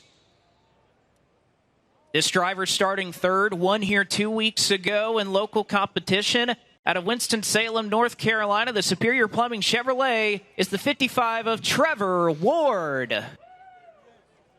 And the driver starting on the outside of the front row here tonight, fresh off a runner-up finish at Hickory in the Town Bank number 77 for Chad Bryant Racing out of Hampton, Virginia, Connor Hall. And your winner of the Hedgecock Pole Award tonight with a lap time of 15.331 seconds out of Mooresville, North Carolina, the number 8 Junior Motorsports Bass Pro Shop Chevrolet is driven by Carson Quapple. And that is your starting field, 28 cars strong for the Solid Rock Carriers Cars Tour. The late model stock division, as you can see, Keely Dubinsky, she wears many hats, and she's going to get them to start their motors as well. Now, of course, we have to mention the names that did not qualify for this starting field, and there are some big names when it comes to this series. Andrew Grady, one of your Touring 12 drivers, will not start tonight. Josh Dickens, car number 20, he did not qualify either. Thomas Scott, a local hero here at Ace Speedway, was not able to make his way into the field. Unfortunately for Ryan Glinsky, he was not able to make it in either. Another Touring 12 driver in Dylan Wilson. Now there's a big debut for Neon Lager tonight. Unfortunately, he will not be on the racetrack. He does not qualify. Neither does Tate Fogelman, who's been at each of our events in the Fogelman family. So many starts at Ace Speedway over the years. Unfortunately, will not start. And Cameron Bolin talked about coming into the show. Josh Williams, crew chiefing on that race car. Cameron Bolin, unfortunately, not able to make it tonight. And talking to Keely Dubinsky earlier, cars that do not qualify for this race still will receive 2 owners' points when all the standings are said and done. So I know there's going to be a lot of calculating going on after this race, depending on where some of the drivers in this race finish, to see who gets into the top 26 in owners points by the time we get to North Wilkesboro Speedway. But that is definitely one of the sad facts, is having to send cars home, although it is great to see the health of this series. We can continue to pace along. We're going to throw it down to pit road and James Pike. Well, Blake, you talked about a lot of the drivers that didn't make the field, but there's one driver right around that top 26 bubble that stands to benefit potentially a ton if the cars fall his way tonight. That's Brian Barnhill, the number 5. He was the only one of the drivers right around that 26 mountain owner points that make it. Ryan Glenski did not qualify. Cameron Bolin did not qualify. They were both ahead of Barnhill in points leading into tonight, so he potentially could race his way into Wilkesboro if things go well. Other drivers to watch sort of around that bubble. The 22, Landon Huffman, making his debut for Nelson Motorsports tonight in that mix. William Sawalich is also around there, and Landon Pembleton. So just some of the names that you might want to keep an eye on if you're trying to keep track of who's going to make that top 26 in owner points and be locked into the show at North Wilkesboro in a few weeks. You know, James makes a great point there about Landon Huffman coming into this race, chronicled that he earned that ride after a test at Hickory 2 days after the Hickory race for the Cars Tour. Nelson Motorsports brought Landon out to the track, tested him, and basically from right there offered him the ride for the rest of the year. Now, of course, the owners' points have not fared out for Nelson Motorsports and that number 22 team, despite the fact that they're in the Touring 12. Currently sits 27th in the owners' points right now, but Huffman gave it one heck of a ride. Will be starting 11th in this race. That'll definitely help that team catch back up. 28 cars, many different agendas. There's already been some heartbreak with the 7 drivers who did not make the field, and we haven't even thrown the green flag yet. We also talked about during the Pro Late Model race, some of these drivers want to have an easy go of it going into North Wilkesboro. Maybe not have to work on some of the body work or put themselves in position to have to bounce back from a bad night here at Ace Speedway. But this is the Cars Tour. This is a chance, especially on a night where many people are watching, as there may not be too much going on in the motorsports landscape. A lot of people watching along at home on Flow Racing. This is a night where a star could shine. The question becomes, who is it going to be? Thank you all for joining us. Blake, we're about 2 laps away from the green flag. And wouldn't you know, the 2 drivers who were bouncing off one another coming to the checkers at Hickory are going to make up the front row. And it just seems like these 2 drivers, their destinies are intertwined whenever it comes to this series, as they start on the front row. Again, the last driver to win back-to-back races in the Solid Rock Carriers Cars Tour was Connor Hall last year, until Quapple was able to accomplish the feat just a couple of weeks ago at Hickory. Although there could be history made tonight if Carson Quapple were to go to victory lane. 7 times in the series history has a driver won back-to-back races. It has never happened that a driver has won 3 consecutive races in the Solid Rock Carriers Cars Tour late model stocks, and that is the item on the agenda tonight for one Carson Quapple. Lights are out atop the pace truck as it will dive to the safety of the pit lane. So glad you could be joining us on Flow Racing's coverage of the AcceleratorGraphics.com 315 into the KRC Power Steering Start Zone. Carson Quapple gets us going, and the Accelerator Graphics 315 is underway at Ace. Oh, contact there in the middle of the pack. 2 cars bouncing off one another. That was Zach Miracle in the 32. Got up to and into the side of the 14 of Dylan Ward. And we're 3 wide in the midfield. They're 3 wide. They're almost looking 4 wide. I never thought I'd see that at Ace Speedway, but yet here we are as they sort it out. You can see Millington try to make his way by Brandon Pierce early on. Huffman is in front of Lane Riggs, and it is congested here in the middle part of the field. Also seeing a bit of an accordion effect there on that bottom lane, with some drivers not anticipating the slowdown in the midst of the traffic, with things starting to funnel out just a little bit here as the field continues double wide throughout most of the second half of this pack, with laps continuing to click off. That's Lane Riggs in the 99, behind that of Pembleton in the 0, and there's Landon Huffman, as you mentioned, with Miracle again bouncing off the side of the car to the outside in Ward. And Miracle has a little bit of damage on that car. And the one thing you'll start to see here in the late model stock race, you just saw it there on the edge of your screen. Of course, these cars bottoming out a lot. You can see the sparks flying here as these tire pressures really come up. But especially here in 3 and 4, didn't see it so much in the Pro Late models, but look at the apron in 3 and 4. You're going to see cars running above it, just on it, or all the way, almost 4 tires beneath it throughout this race. And one driver that's able to do that very well are actually 2 drivers that you see in your shot right there, in Trevor Ward and Ryan Millington. Know that as well as anybody. And talking to a lot of these drivers, and a couple of them included, they know that you have to race at the bottom of this racetrack to be able to pass. And a lot of drivers in practice, including Ward, Millington, and several others, really down low on that apron, making their race car work. See a lot of heavy battling going on here off turn 4 as Lane Riggs gets a little bit sideways after getting the left sides on the apron, as Blake was just talking about. Behind him, the number 95 of Jacob Hefner. Caught up with Jacob just before we got the race underway earlier this afternoon. Hefner is someone who has been known so far this season to be able to maintain his equipment early on and charge up through the field late. He comes into the night tied for second in points. I said, Jacob, this isn't one of those racetracks where you have to perform that way. He said, don't worry. Our Carroll Speed Shop team has come to play, and he's starting to work his way further forward already early in the going. In this race, he's in the top 15. Well, one thing there with Landon Pimbleton, you can start to see the brakes on that right front glowing already.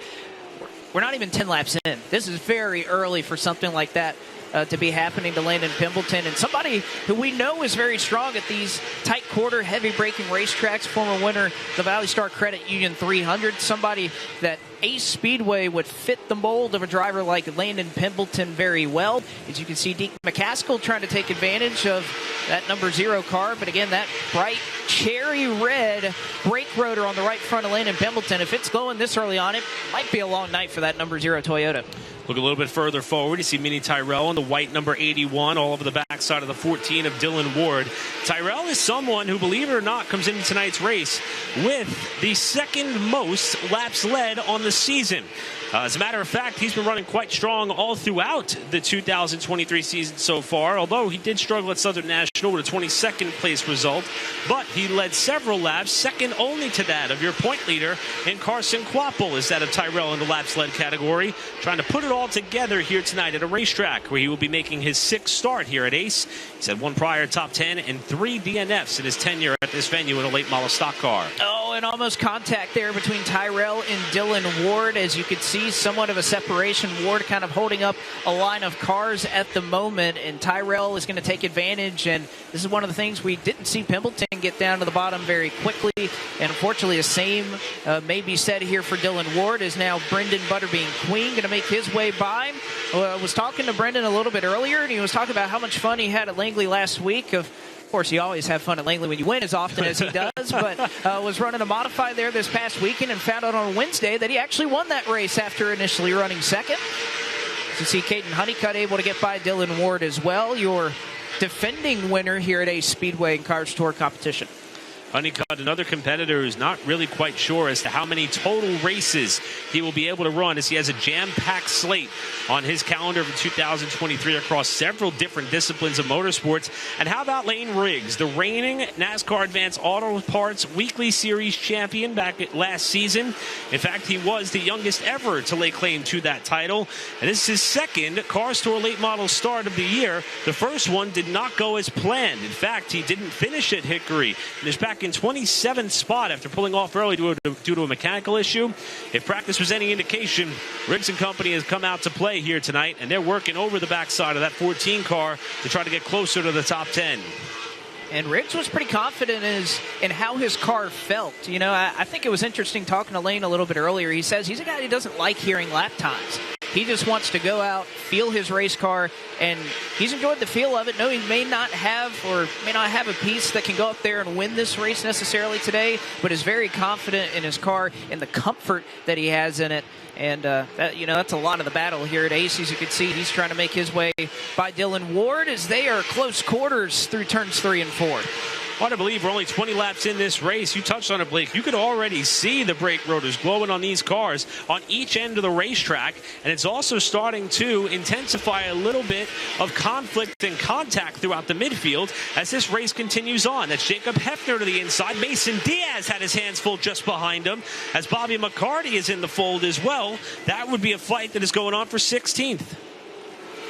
Some good racing going back here in the midfield as take a look back up front. Trevor Ward, Ryan Millington, again, two cars that have been very strong, and even Brandon Pierce just behind them. I know what he was busy doing, watching the Carolina Hurricanes just before he got into his race car. He said, up until we get called to the car, I'm going to be watching that game. And he may have been able to watch the end of it, I think. Which I haven't checked the score. I don't even know what the score was. We may pull that up here when we get to a break at a certain point here just to check. No spoilers here, of course. Speaking of Brandon Pierce, it's been quite the start to the year for him so far. However, 14th, 16th, 14th. This is by far the best run that he's had so far here tonight. 25 laps in. Looking for more as he currently rounds out your top five. Behind that of Millington with Zach Miracle just behind him. This is the number 55 that we are following here. In third position right now, Trevor Ward. And Trevor Ward, as we mentioned, he was the race winner in this very car opening night at Ace Speedway a little bit earlier on in the going here. And somebody that is so strong, such a brilliant mind that Trevor Ward has setting up these race cars. He's driving his own. He was crew chiefing for Blake Stallings in the late model stock cars 2 weeks ago here at this racetrack. Just a brilliant mind and a driver that knows this place as well as anybody. Checking in on the battle that we have here between Minnie Tyrell in the 81 and Brendan Queen in the 03. This is the fight for 8th position. You know, Minnie Tyrell is someone who has really been philanthropic throughout his racing ventures. If we haven't told you the story before, he's raised over $475,000 for cancer research with his Burn Rubber for One Another campaign. As a matter of fact, he and his family and his partners are planning a pretty big event at Dominion Raceway towards the middle portion of the season, June 17th. And there'll be more news to come on that as it will involve several competitors throughout the late model stock fields. Tyrell trying to put it all together here tonight, and he's running in the top 10 as there's the differential between your leaders. You can see the brake rotor for Carson Quapple already starting to glow there on that left front. And even Minnie Tyrell gets 4 general admission tickets as a part of every Cars Tour race. Being a Touring 12 member, he decided to give it out to Randy Sampson today. He did a giveaway on Twitter. So, Randy, if you're out there at the grandstands, hope you're enjoying Altamaha, North Carolina tonight as this battle for third continues to heat up as well. Millington is all over the back bumper of Trevor Ward. Well, that fight heats up here with Millington getting a good drive down to the inside of Trevor Ward for the spot. The two nearly come together. They do touch now, all four. Ward's got to catch the car. Pierce is going to take advantage. Ward may be off the pace down in turn number 1. He's able to keep the car going, but running way up the racetrack is that of Ward. He may have a problem. May have a left front flat. Trevor Ward, who was running up in the top 3 as the caution flag flies here on lap number 33. We were about 7 laps away for the competition caution. And as you mentioned earlier, Blake, Ward carrying the banner for Lee Falk Racing and Development here tonight in that number 55 car, trying to get that car up in the top 26 in points. And that contact in the race for third with Millington may have severely hampered those chances and efforts that he and that team are trying to put on. Well, I may have been wrong about that. Tires look up as far as I can tell, but definitely something goes awry with the contact there with Ryan Millington. And, you know, not only tough for Trevor Ward, but I think you make a great point there in Lee Falk handing over the number to number 55 of Trevor Ward. Of course, Isabella Robusto not able to join us tonight for either the Pro Late Models or Late Model Stocks after suffering a concussion as a result of an incident a couple weeks ago at Hickory. Of course, if you're watching, Isabella, we're all wishing you the very best and hope that your recovery will see you back on the racetrack as soon as possible. But Trevor Ward still stopped out here in 3 and 4, and we are slowed by our first caution flag of the night. The Volt Battery caution flag. So we will go ahead and step aside here for just a moment. Carson Quapple continues to lead the field 33 laps in the Accelerated Graphics 315 at Solid Rock Carriers Cars Tour here at Ace Speedway. Under the Volt battery caution for the first time here tonight at a Speedway, the late model stock cars, and it's for a problem for Trevor Ward. And you know, one of the unfortunate things here, Eric, or one of the things that I love about the Solid Rock Carriers Cars Tour is we have a mix of drivers who are following the tour all the way through. Young veterans, local stars. Trevor Ward, one of those local stars here at Ace Speedway tonight. And you look around the grandstands, there's a lot of Ward t-shirts. There's a lot of Dustin Rumley t-shirts around this area. A lot of Lane Riggs fans up here in Altamaha, but it certainly stinks with one of those drivers that are so popular out here in this area and was running up front with Ryan Millington. It just so unfortunate to see issues befall him. We've had some flashes of brilliance in terms of local heroes. Think back to Florence Motor Speedway when Cody Kelly won a very popular Hedgecock Racing Pole Award for the second race of the year. That car and that team entered tonight with Garrett Smithley, but as you mentioned, both Dylan and Trevor Ward kind of carrying that banner for a lot of the fans that are local to this region as we're getting set to come to the restart. Back in the KRC Power Steering restart zone, we are back underway, and a great launch for that inside line, not so much for Connor Hall. It may lose him the second position, and indeed it does. Millington clear up to second. Contact made for third as Brandon Pierce and Connor Hall tangle off of turn number 2. And nearly tangle off the fourth corner. Connor Hall gets the run up top. Hall able to get back into that third spot for now after running in the runner-up position throughout most of this race. Pierce fourth, Miracle, the black car in your frame that is in fifth spot, and William Sawalich. We're talking a lot about owners' points. Sawalich and that Setzer Racing and Development team came in 27th in the owners' standings for tonight's race. Their objective is quite simple, as Brendan Queen in the 03 is inside of Mini Tyrell in the 81. And Brendan, talking to him a little bit earlier today, felt really confident after yesterday, but yet after practice today was kind of his attitude changed a little bit about his race car and where he thought he could go, as this is close battling here. Caden Honeycutt, Lane Riggs, Bobby McCarty, all in a single file line along the top, and unfortunately Jacob Hefner is the lone man left out, trying to get back down to the bottom, but he's going to find no solace from Bobby McCarty. Mason Diaz, long line of cars stuck on the bottom as Hefner all alone there on the top. The blue and black number 6 of Bobby McCarty. One stat that quite literally jumped off the page at me. Now, we've never had a repeat winner here at Ace under the late model stock car banner. McCarty is third in total career laps led in the Solid Rock Carriers Cars Tour to late model stocks with 1,304 laps led. 25% of those laps have been led here at Ace Speedway. Wow. Remarkable to know how well he has run here despite only getting to go to victory lane once in his prior starts. Incredible stat. Is Chad McCumbee able to get by Dylan Ward? Deke McCaskill into the fray as well, and Ward has just been really struggling with the race pace in his car as he has continued to fall back. That car looking really loose off of turn number 4 as he'll lose another spot to Deke McCaskill. And Dylan Ward, who started up in 6th, is back to 17th now. Chase Burrows, another car that's looking to pounce. And even Connor Zilish picking up a couple of spots. Just won the Pro Late Model race and is hanging out just inside the top 20 here in the late model stock cars. Real quick, if anyone wants to check that math, 329 laps led here for Bobby McCarty of that 1,304. Remarkable statistic. Saw a little bit of damage on Chase Burrows' car. We had a chance to check at that. Here's Chad McCumbee inside of Landon Huffman for the Nelson Motorsports number 22. We mentioned the success that McCarty has had here. It was all in that Nelson Motorsports team. Pretty much that was the entry that he was able to garner much success. And here comes Connor Zilish, as you mentioned, Blake. Oh, trouble. Burrow turned in turn 2. And I think Burrow tried to make the crossover there, and Ryan Wilson just had his nose stuck in.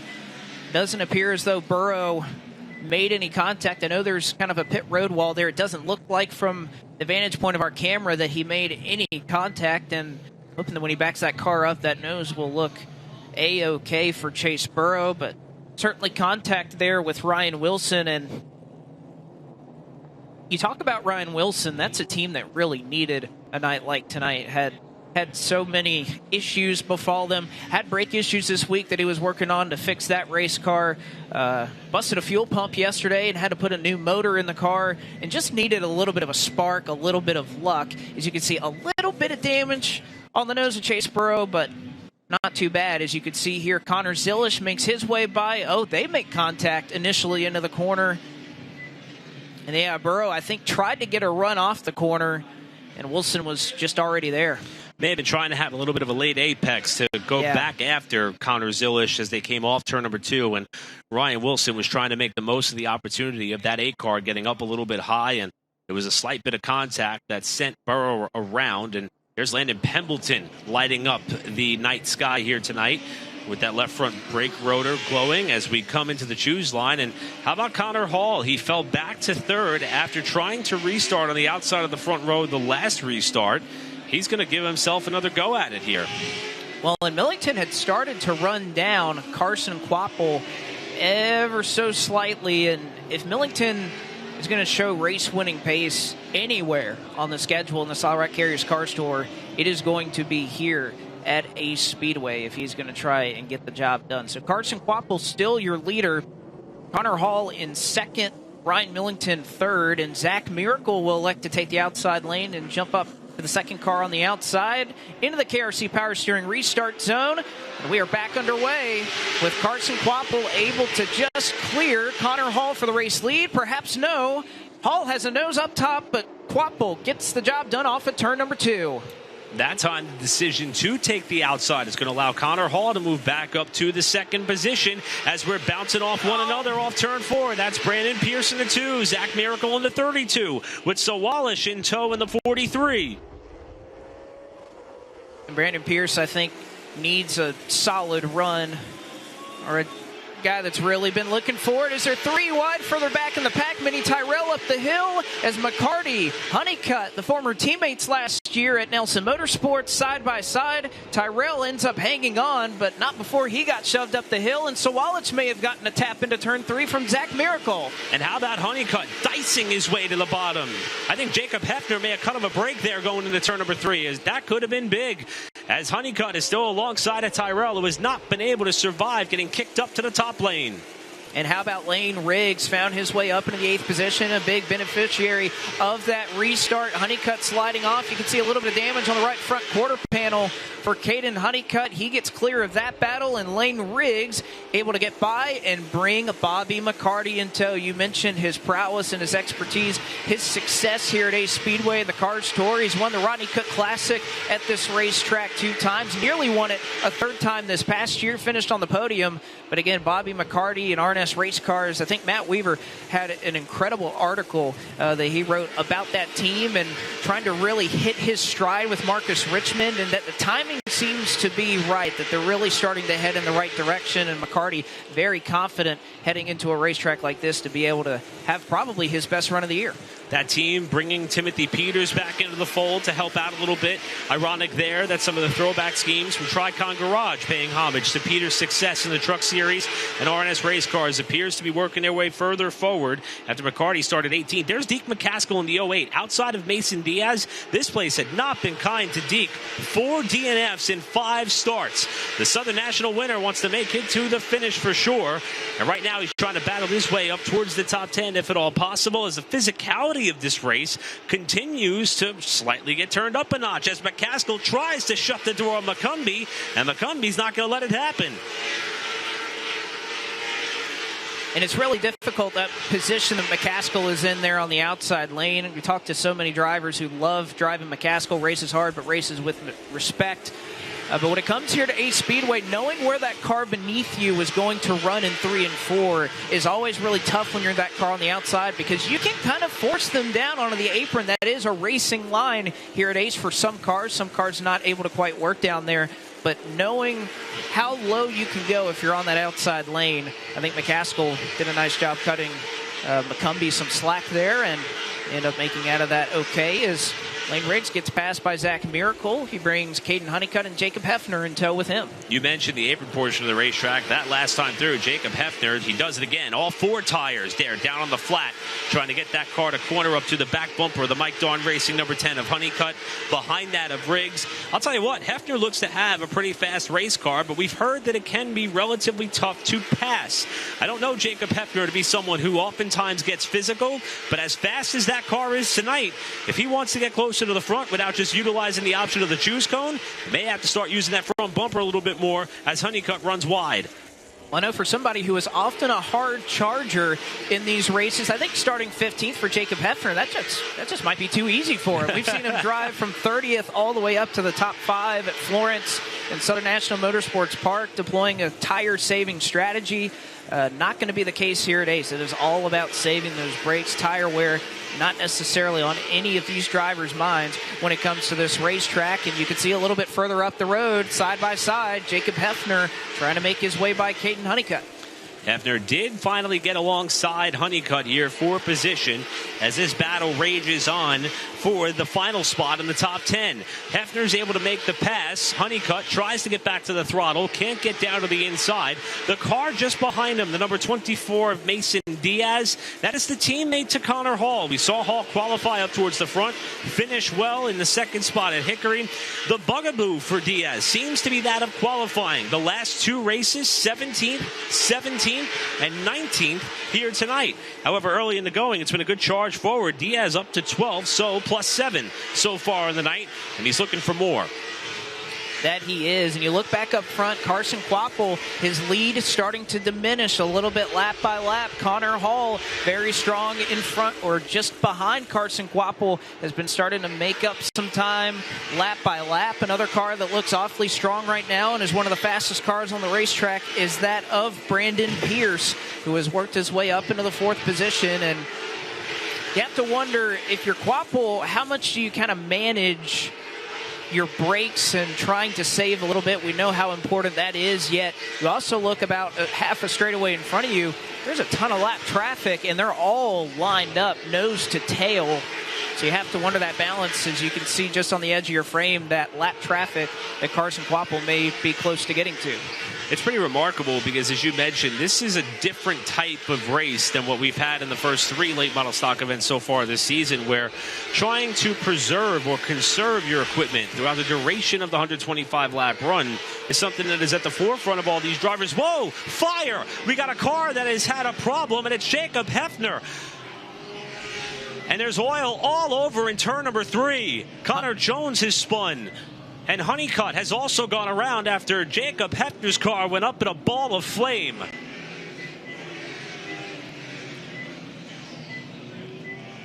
Hefner fortunate to drop the window net on that car. And the driver who we have been touting the ability of him to be able to get the most out of his equipment all season long. You can see the flame not totally extinguished underneath the hood of that car after that car went up in a big, big way at the end of the backstretch. And fortunately, not only did he keep it outside the retaining wall, but the fire was able to extinguish itself as it slid to a stop.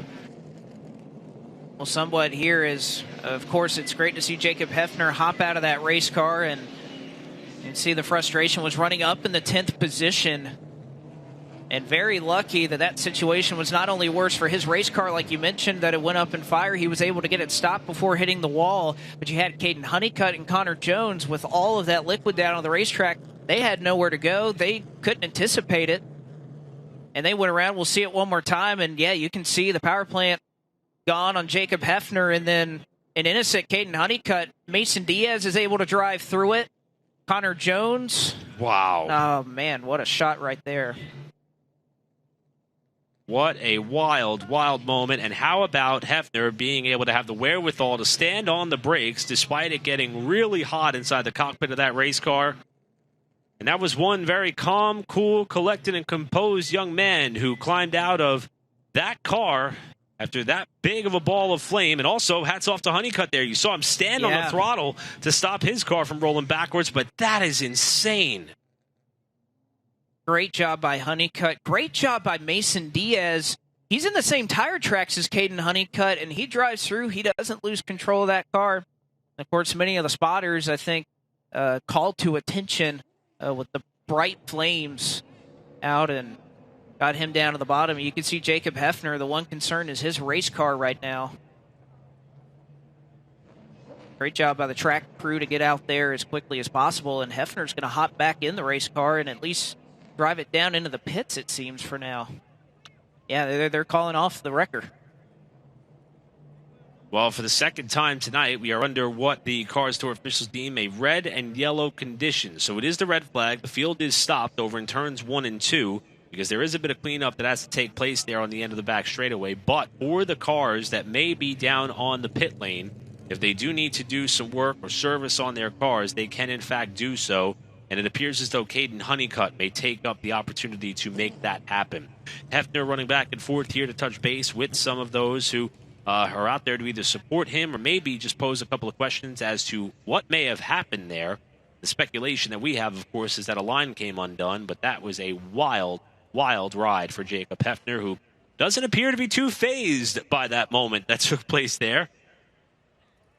Unfortunate for him, came into the night tied for second in points. He knew he was going to be safe as far as walking his way into the opportunity to race at North Wilkesboro, but one of the Touring 12 drivers here is going to see the momentum he was able to build up to start his late model stock car season, at least slow at this point in the year.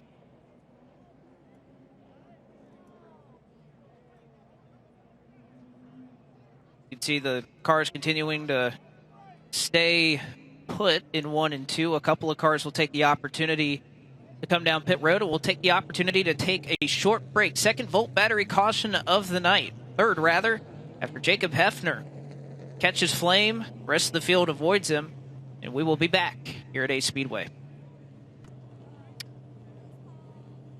Under the Volt battery caution, or I guess what is officially a red and yellow condition here at Ace Speedway in the AcceleratorGraphics.com 315 for the Solid Rock Carriers Cars Tour. As you can see, much of the field parked in turns 1 and 2 as the track crew continues to assess the back straightaway, ensure that everything is okay all along this racetrack after Jacob Hefner, believe he busted an oil line down the back straightaway.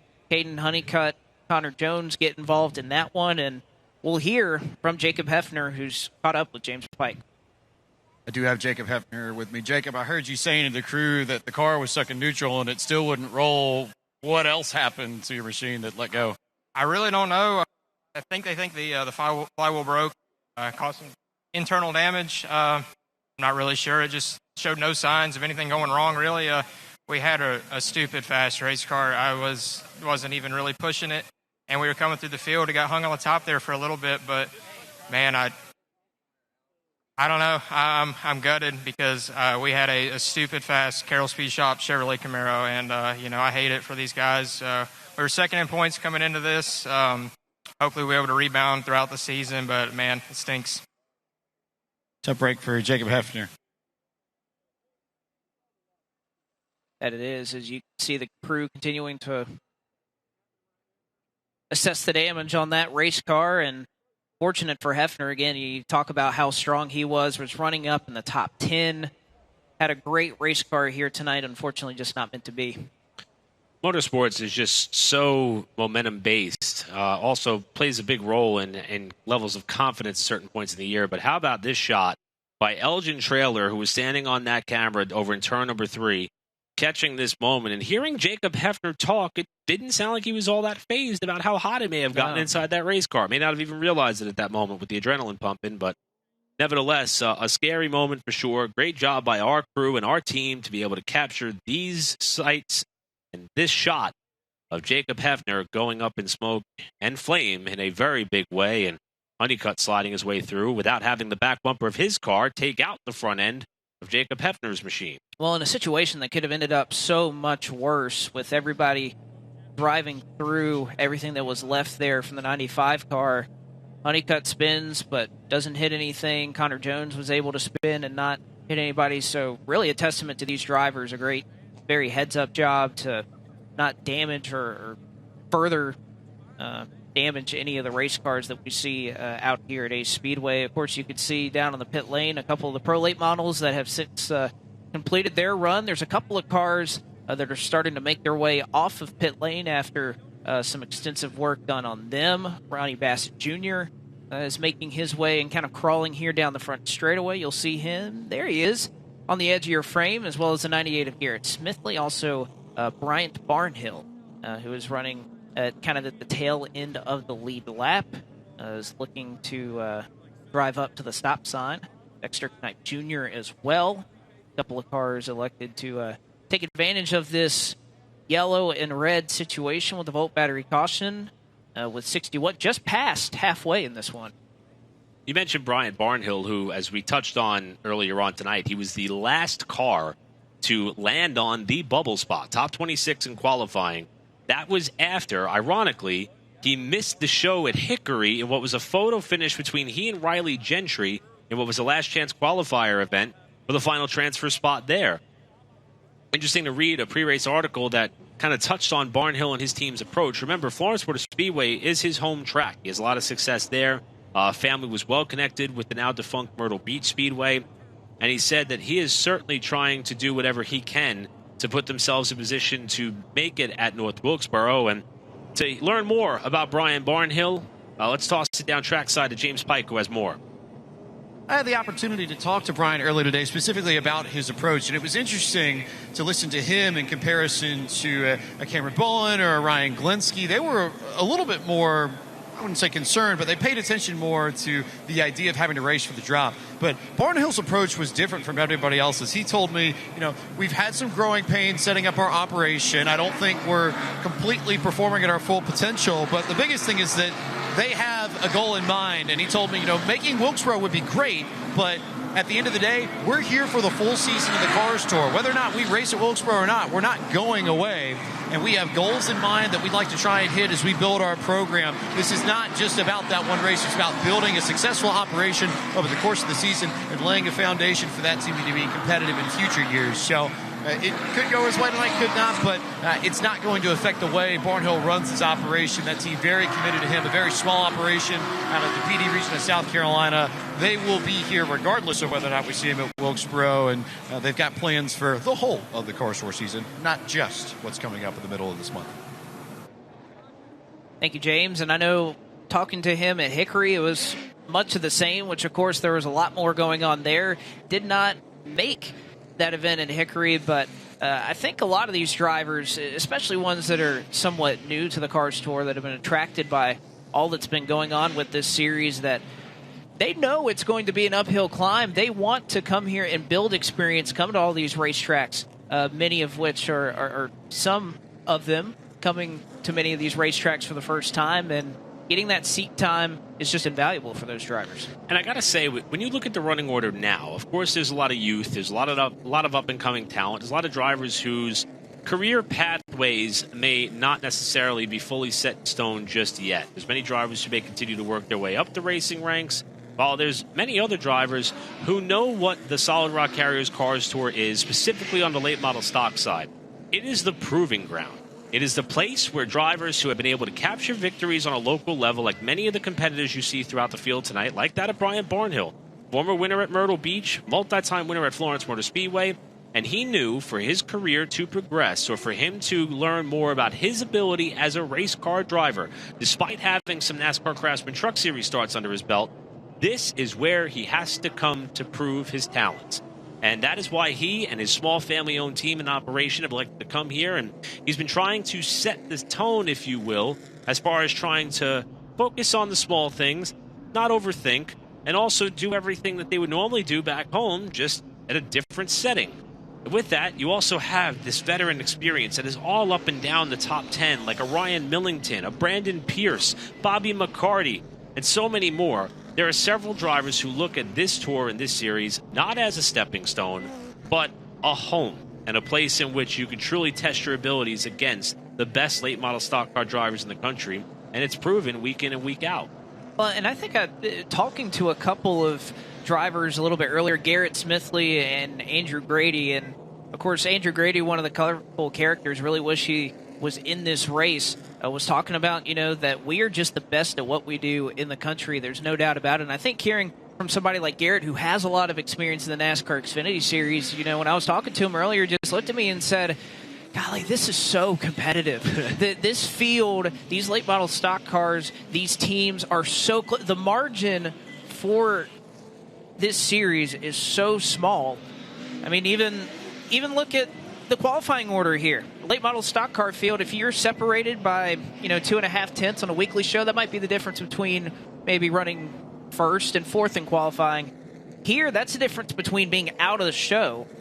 Andrew Grady, a 15.586 in qualifying to Carson Quapple's 15.331. 2.5 tenths, that's all she wrote.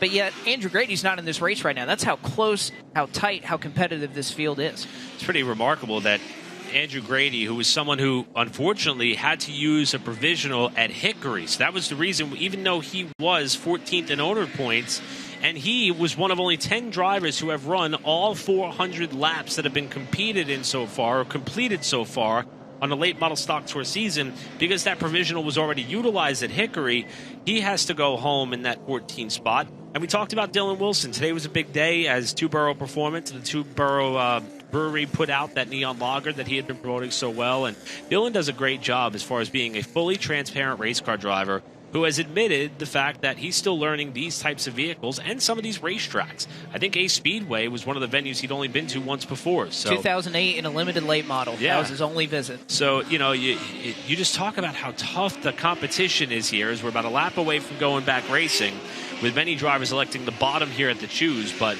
there's a reason for it. All of these drivers are good, and they're about to put on a show for the remaining 61 laps here at Ace.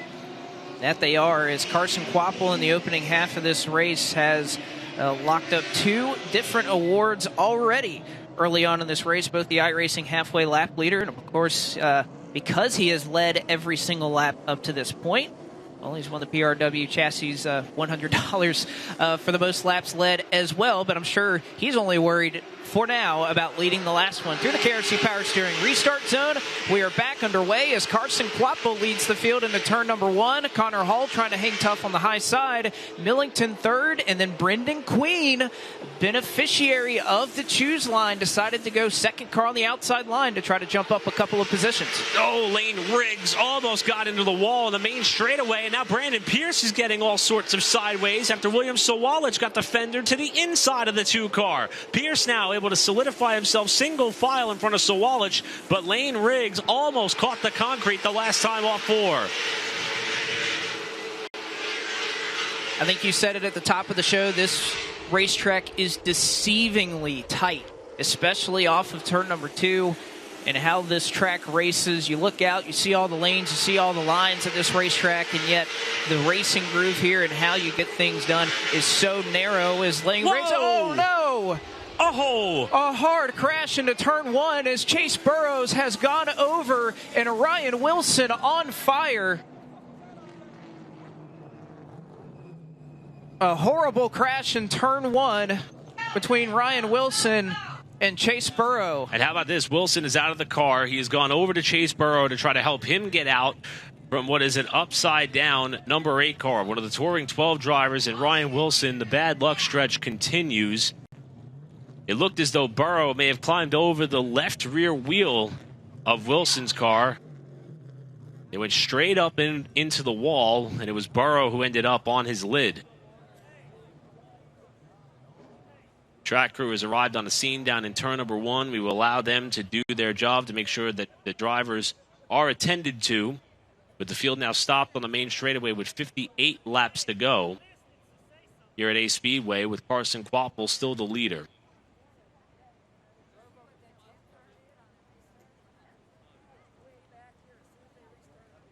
A lot of the members of the infield here at the Ace Speedway have made their way down towards turn number 1 to get a better vantage point of what is happening. We, however, will yield to allow the track crew and the safety workers to attend to both Ryan Wilson and Chase Burrow. Now, for Burrow, it's been kind of a rough go of it so far here tonight. Was involved in that one caution over on that side of the racetrack. And, of course, Ryan Wilson, we've touched on his trials and tribulations all season long.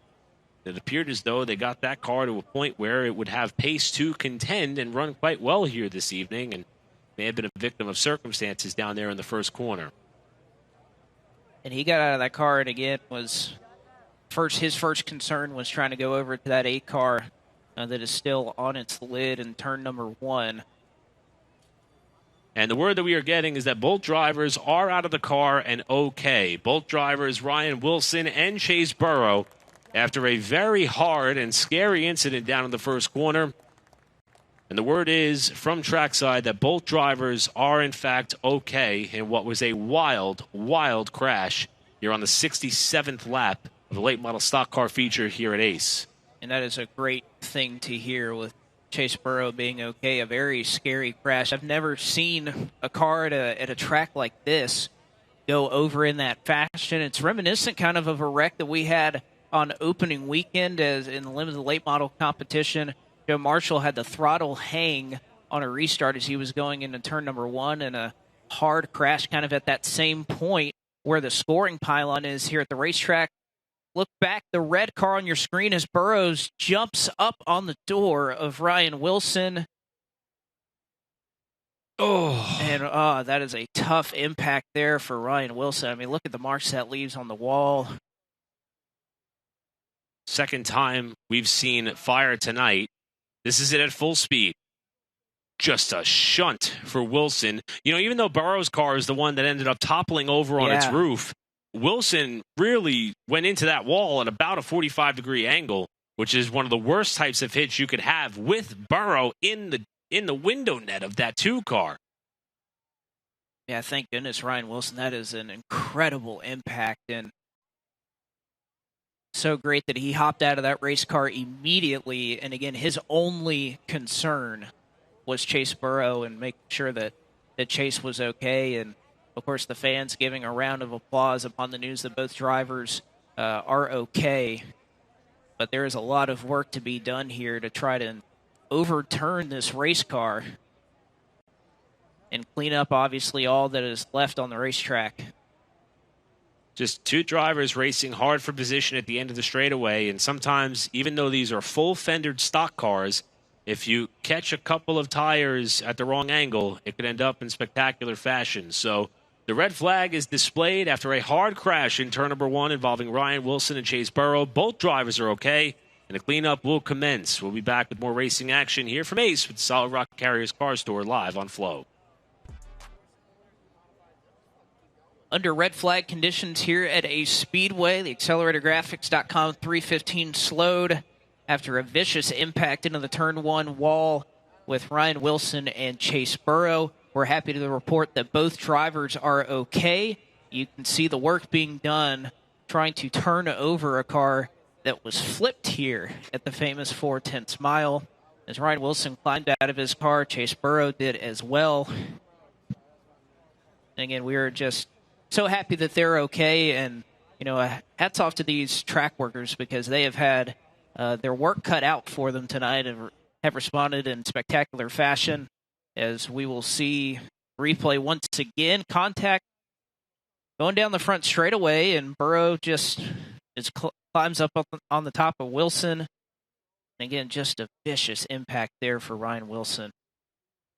You know, we've documented the trials and tribulations that Ryan Wilson has had so far this year, and I have to say, even though it's early, I would really heavily advocate that if there is a Sportsmanship Award of the Year, the fact that Wilson, without hesitation, even though his car was on fire on his own, he climbed out of that car so fast to get over to Chase Burrow, because at that moment, for the drivers that are upside down on a race car, which is something I haven't been, your immediate thought may be to try to unbuckle, and you don't realize when you undo the straps, you fall down to the roof, and you're even more jammed in there than you would have been if you stayed put for the moment. So, unfortunately for Ryan Wilson, this car is absolutely destroyed, and we'll get a chance now to hear from one of the drivers that were involved in this frightening crash, and that would be Chase Burrow, who's standing by with Pike.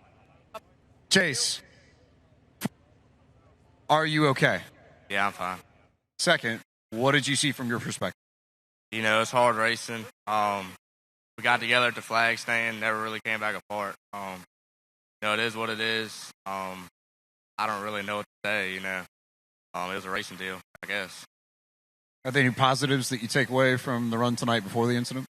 I don't know if there's any positives, seeing as we ended up on a roof, but trying to get a car together for Wilkesboro. Chase Burrow out of the car and okay in his own words. That's the most important piece. Yes, it is, James Pike, but I think Chase Burrow makes a good point there, and getting these cars prepared for Wilkesboro. I know for Ryan Wilson, he was somebody who was looking to get into the top 26 to try and lock his way in, and again, that team, they've worked so hard, and talking to Ryan a couple weeks ago at Florence, I mean, he was just so nice and just so optimistic about being able to run in the Cars Tour and what it could teach him and his team and all the work that they put in. And he was so excited about taking that learning curve and that, hey, you know, my car is really good for these weekly shows, but to adapt to the length of a Cars Tour race, which could be twice or 3 times as long in some cases, was really up for the challenge, and he felt his team was capable of doing that. So just so tough to see his luck end like this. But again, tip of the cap to Ryan for being so quick to get out of the car and check on Chase Burrow. And, you know, also we talked about all that Ryan Wilson's team had gone through. Let's not forget, was it Florence or Southern National? Yeah, it was Florence. Chase Burrow's team had to go all the way back to Mechanicsville, Virginia to get another motor that they changed in the hotel parking lot for the Florence event. So these are 2 organizations and 2 teams that are absolutely resilient, and the hope is that we will be able to see them back at the racetrack. For Burrow, who came into the night 14th in owners' points with that Top Gun Motorsports entry, looks as though he will be locked into North Wilkesboro without a problem. The effort will now shift to making sure he has a car that is race-ready. And for Ryan Wilson, we hope, of course, we see him back at the track soon, even though Wilkesboro may not necessarily be on the cards for him or some of the drivers outside of that top 26 in owners' points. Let's not forget that on May 27th, it will be the $30,000 to win event at Tri-County Speedway, and I'm sure that that would go a long way to trying to aid to some of the damage bills that these teams have occurred tonight.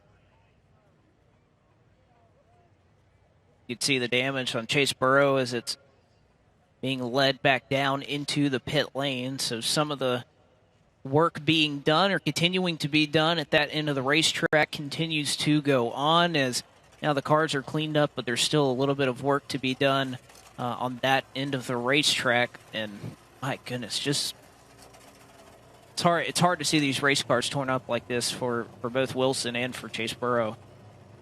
And it also slows a race that was in a bit of a rhythm. We did have a handful of cautions up to that point in the event, but we were starting to get to that point where I believe that those who were able to maintain their equipment throughout.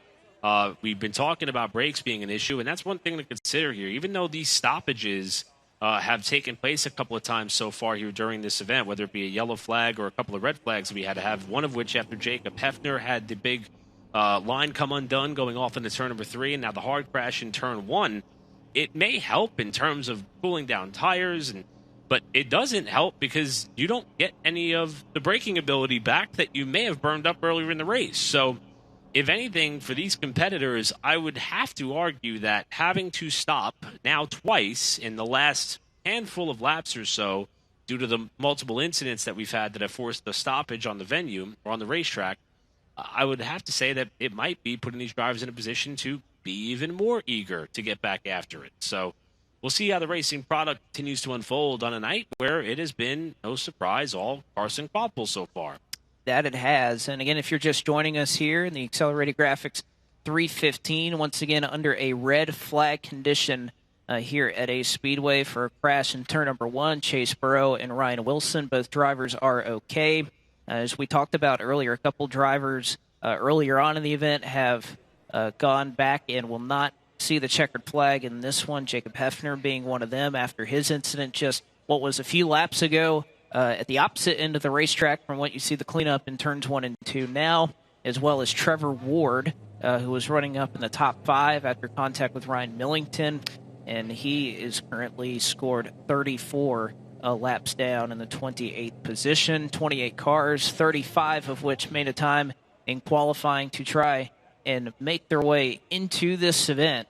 You continue to see right there at the scoring pylon at the famous 4/10 miles sign in Altamaha, North Carolina. This track crew continuing to earn their pay tonight at Ace Speedway as they've done a couple of times here in 2023. Cars are stopped on the front straightaway under this red flag condition, and we still have one heck of a battle, I think, brewing on our hands in terms of the contenders because Kvapil obviously been very dominant up front. Has led every single lap in this race, but yet Connor Hall has made his way up to the front. Millington has been hanging around. Brendan Queen is up from 10th, nearly up into the top 4. So there are a number of players. I don't think it's just Kvapil. I think you'd have to term him the favorite based off of his performance this season. But there's a number of names, I think, as the lights are on, and we are now back under the Volt Battery caution flag. Yeah, several that we'll be keeping our eye on here. One note that we want to pass along from James Pike down trackside. Pike did try to offer up an opportunity to catch up with Ryan Wilson after the crash in turn number 1. Wilson, however, declined the opportunity to come on camera for an interview, but he did want to pass along to all of his friends, family, and loved ones that he is okay. And you can imagine that the frustration is just at an all-time high for that driver who has just had terrible, terrible, terrible luck in his last few attempts to compete on the late model stock car side here, as we are back under the caution flag. Also, one note we didn't get a chance to touch on earlier, we saw Trevor Ward in the 55 was up in contention and battling for third spot. When a little bit of side-by-side contact ended up taking that competitor out of contention. The report from the pits from Pike as well is they believe they dropped a valve in the motor. So the most inopportune of timing there for Ward and the Lee Falk Racing and Development organization that he was representing here tonight after that car had some serious pace. You'd see the remnants of what's left both in the cleanup and, again, that mark on the wall where Ryan Wilson made contact. And, of course, a little bit of work to be done by these drivers to report back the condition of the track in turns 1 and 2. Again, we've seen with Jacob Hefner in his incident in 3 and 4, perhaps whether these drivers could get into 3 and 4. It seems like everything was okay at that end of the racetrack. The cleanup crew did a great job making sure that end was okay, and the same will have to be said here for 1 and 2 as they have continued to march along here at Ace Speedway tonight. 58 laps to go, still a relatively long distance when we get into it. No more threat of a competition caution to come, so anytime we are slowed now, it will be for a natural cause. As you take a look at one more time, what's left over there in turns 1 and 2. And looking at the positioning of that speedy dry over there in turn number 2, we talked several times about the choose option that the drivers are going to be faced with here in the not-too-distant future. And we've seen several drivers try to be brave enough to go on up to the outside. I have to imagine if the way in which that speedy dry is positioned on the top side of the racetrack, if it will deter some competitors from picking that outside lane. Not Connor Hall. It looks like he's going to elect the top side, as is veteran Brandon Pierce and Lane Riggs. So you can see the right side tires kind of flirting with that speedy dry that remains in the first corner. But Connor Hall is going to try to give it a go. We saw what he was willing to do to try to get by Carson Quapple on the last lap at Hickory. He's got 58 laps to try to do it here tonight at Ace. We know how badly he wants to win.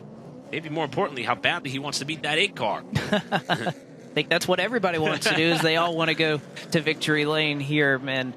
The lights are back on as the choose is complete. And, well, just as soon as we say that, lights will go off, and we will reset things here at Ace Speedway tonight. Carson Quapple, your leader. Connor Hall in second.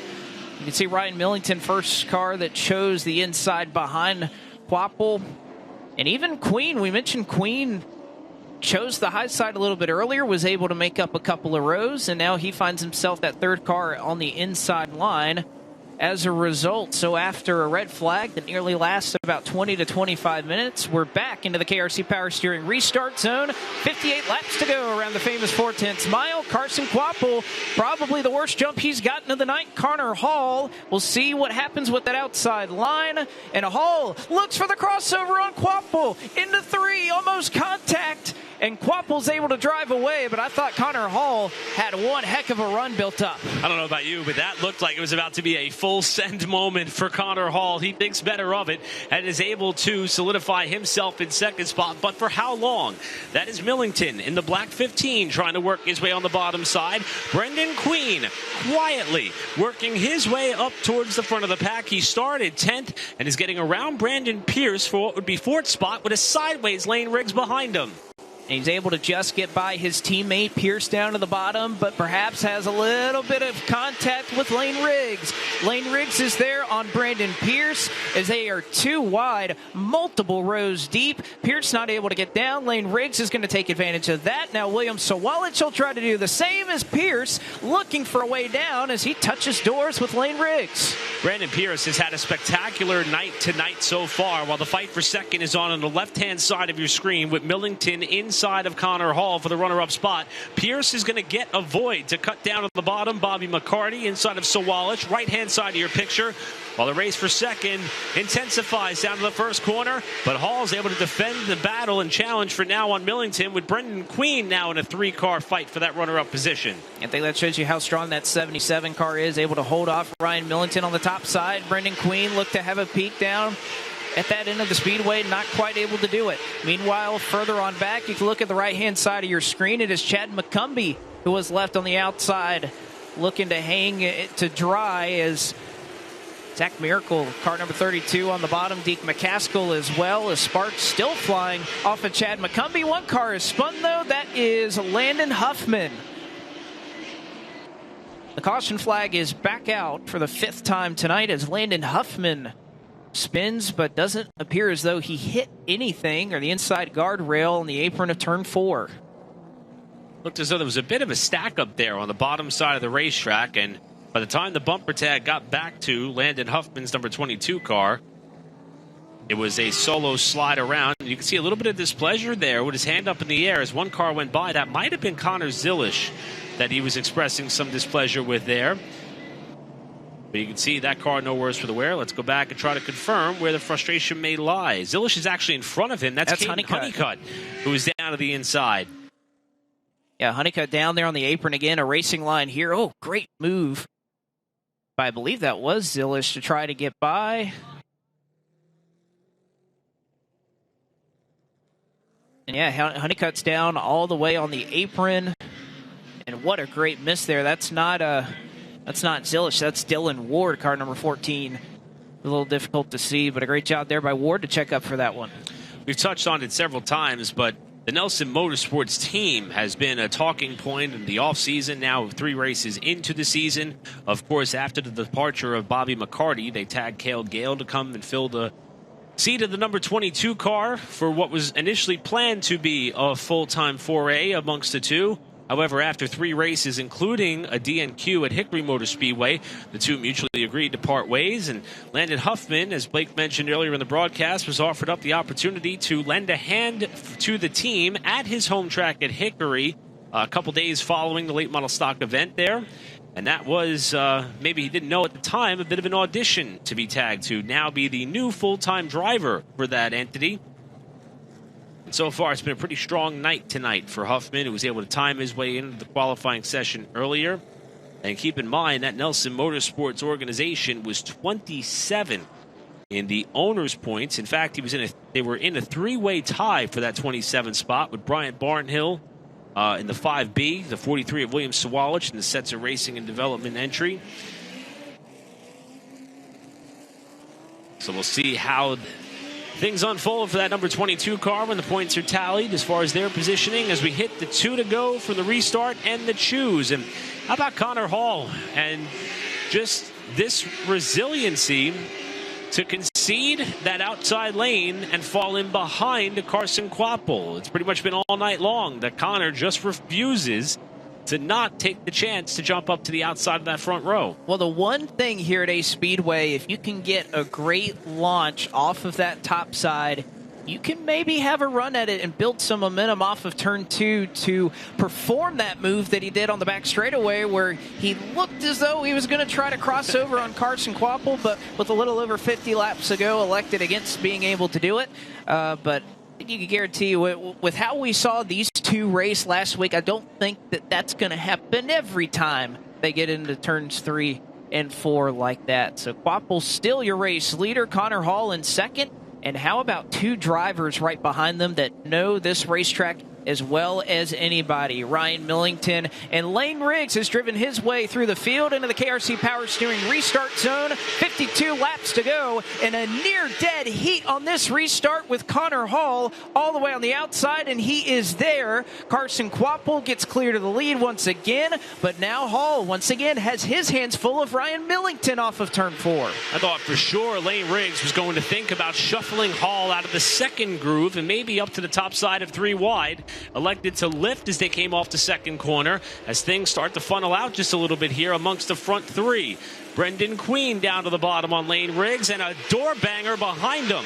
That was Brandon Pierce and Bobby McCarty who were playing bumper tag just behind this fight for third. I don't know how they didn't wreck going into three. They were nearly three wide with William Sawalich, Mason Diaz, Brandon Pierce, Bobby McCarty.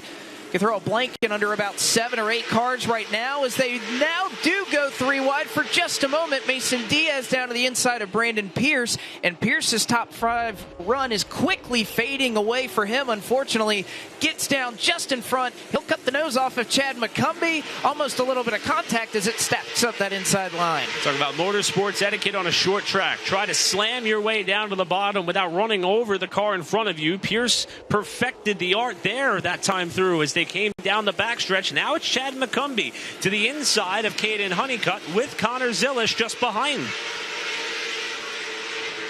Still some damage on the right front fender of Caden Honeycutt, looking to rebound after spinning after Jacob Hefner had his power plant expire into turns 3 and 4. Connor Zilish, too. I think you got to give a nod to Connor Zilish, too. The fact that he has continued to work his way forward each and every lap here in this late model stock car race as well. He's now up to the 12th spot.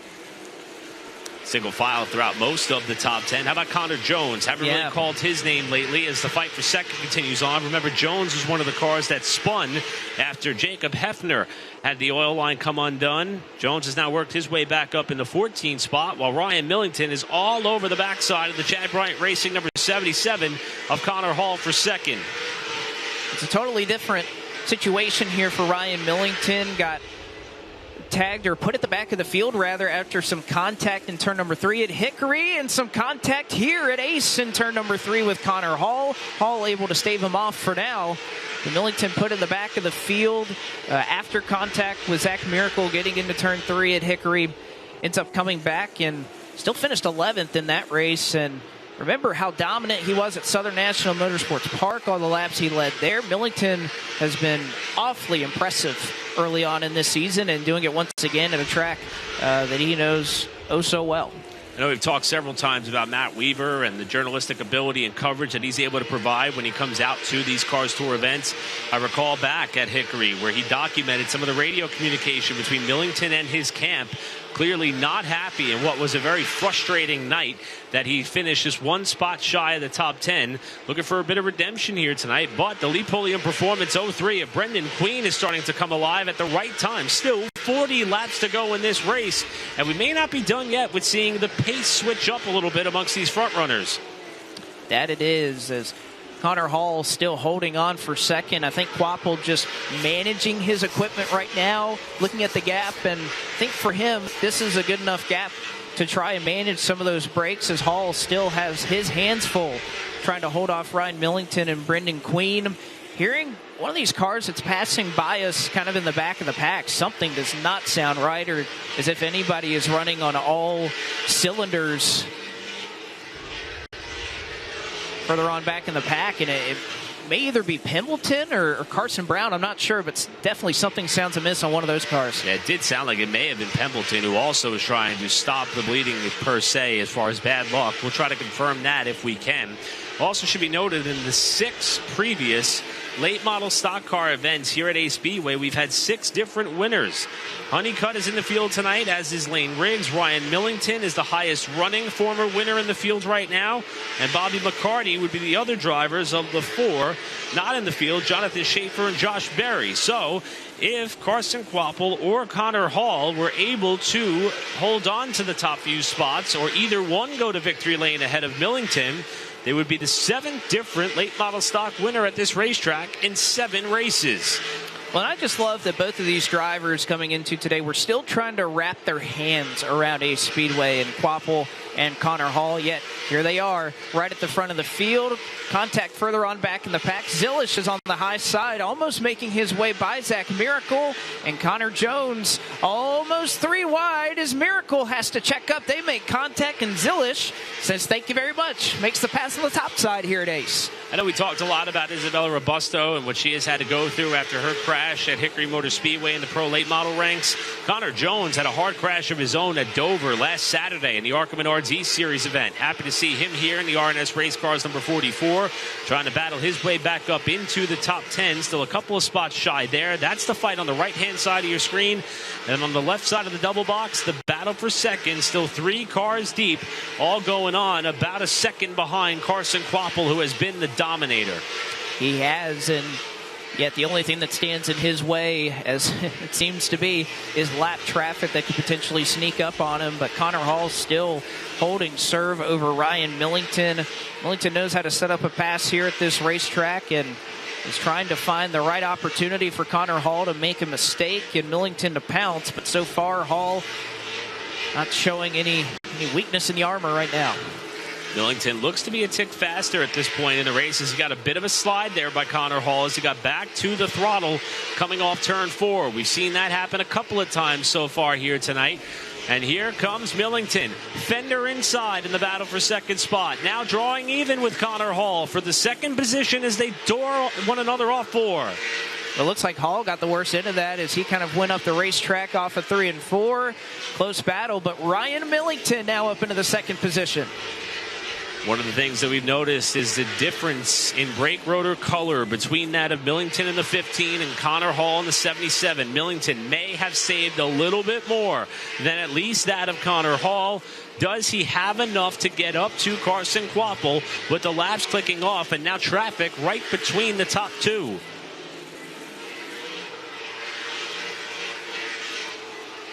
You can see the gap that Carson Kvapil has continued to build up. You mentioned side by side, or behind Carson Kvapil, rather, in front of some of the drivers that are elected to try and run him down. But again, I think it's hard to describe how competitive this series has been, how everybody talks about how great all of these teams are and all of these drivers, and yet Junior Motorsports just continues time and time again to bring incredible race cars. And one of the things to note about Carson Kvapil as we continue to watch the second, third, and fourth place drivers work their way through some of the traffic. Garrett Smithley in the 98. Also, Bryant Barnhill has gone a lap down. When you think about Carson Kvapil, he only had one prior start here at Ace Speedway, and that was a 4th place finish in August. Remember, he actually got suspended at the tail end of the 2022 season. That sat him out of the Ace race here last October. So not a lot to go off of for Carson in terms of his knowledge of getting around this racetrack. But so far, it doesn't appear to be hindering him too much, as many have wondered what he could do to better the results from 2022. I don't know you could start a season much hotter than what Carson has done here, but still, we'll have 21 laps to go next time we get back to the line. That he will is Bobby McCarty. You can see him working to your scorebook at the top of your screen. He has found his way up into the top 5. William Sawalich back to 6th. Lane Riggs in 7th, trying to get by the lap traffic you see up the road, and Bryant Barthill. And also got to give it on to Mason Diaz, making up a couple of spots late, has worked his way up into the 8th position for Chad Bryant Racing. And a good run there for that number 24 car, something that I'm sure they're trying to build off of heading into North Wilkesboro. See there, Caden Honeycutt in the 10, rounding out the top 10 for now. As you got Mason Diaz trying to size up Lane Riggs in the 99. As you see, we've been seeing a little bit of smoke off of William Sawalich's car as Diaz had that thing hung out there off turn 4. Trying to get down to the inside of Lane Riggs with the lap car. Smithley up ahead, maybe trying to use that 98 as a pick.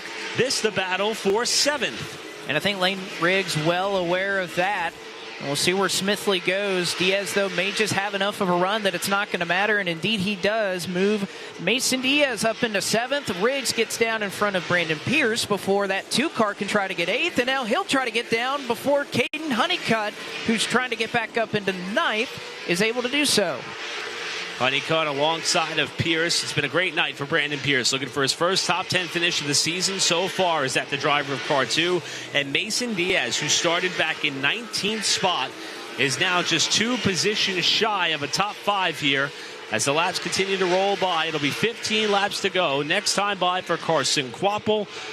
And you see, continuing to navigate his way around some of the lap traffic here as he puts a lap on the number 14 of Dylan Ward that would have him lapping up to the 19th position, while Ward and Bassett battle it out for that spot on the racetrack. And Carson Quapple at Hickory, he became the first driver since, well, himself at North Wilkesboro to have what is a perfect weekend in the Solid Rock Carriers Karts Tour, which means getting the bonus points for winning the pole, leading the most laps, and winning the race. He was the last one to do it before Hickory at North Wilkesboro last year, accomplished that feat at Hickory a week ago, and he may just be able to do it tonight. And on a night where this is the first night of the Kings Parts Challenge, where we're going to have 4 races, both here at Ace, as well as a little bit later on in the year at Hickory, South Boston, and our finale at Caraway.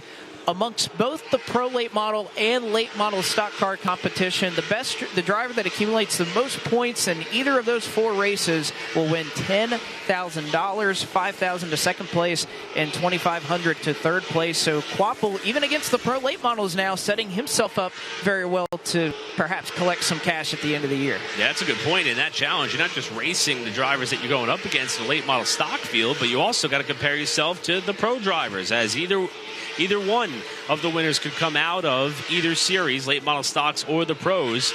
And we'll be keeping tabs on that, as Carson Quapple is 10 laps away from yet another trip to victory lane. Unfortunately, Ryan Millington has got some lap traffic trapped between he and the race leader. He's been able to get up to and past a couple of cars, and that's allowed Connor Hall to close back in, as Millington inside of Bassett, outside of what was a loose number 14 of Dylan Ward that time down the front straightaway, and that's allowed Connor Hall to close up from third and Brendan Queen from fourth.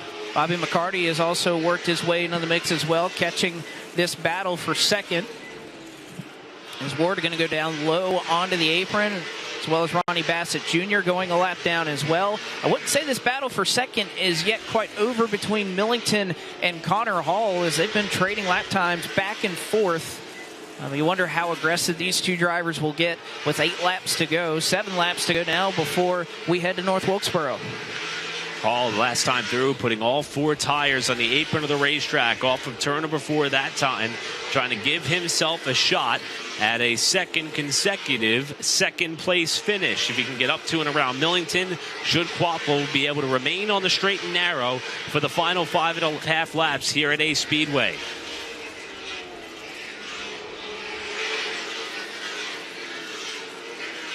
Millington cleared by a couple of car lengths, and still some battling further on back in the pack. Caden Honeycutt trying to make his way by Lane Riggs on the front straightaway, but 5 laps to go. This is the battle for second between Ryan Millington and Connor Hall.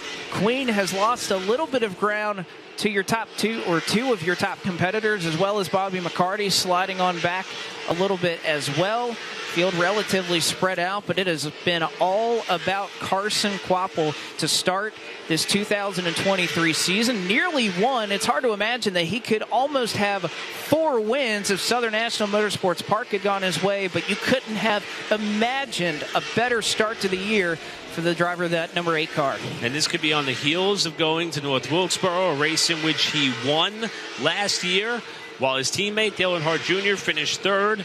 So momentum certainly on the side of your reigning champion, who's got a bunch of lap traffic ahead of him, but no pressure from behind. Through turns 3 and 4, Carson Quapple will receive the white flag. One more trip around Ace Speedway. 10 times in series history has a driver gone back-to-back. 7 different drivers have accomplished the feat. None of them have been able to win 3 straight until tonight. Off of turn number 4, Carson Quapple wins the Accelerated Graphics 315 at Ace Speedway and makes it 3 consecutive victories for the first time in the Solid Rock Carriers Cars Tour. Trouble on the back straightaway, Landon Pimbleton.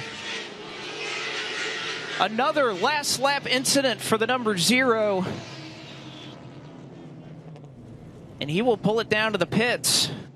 But Carson Quapple, once again for the 3rd time in 2023 and the 7th time in his Cars Tour career, is once again headed to Edelbrock Victory Lane.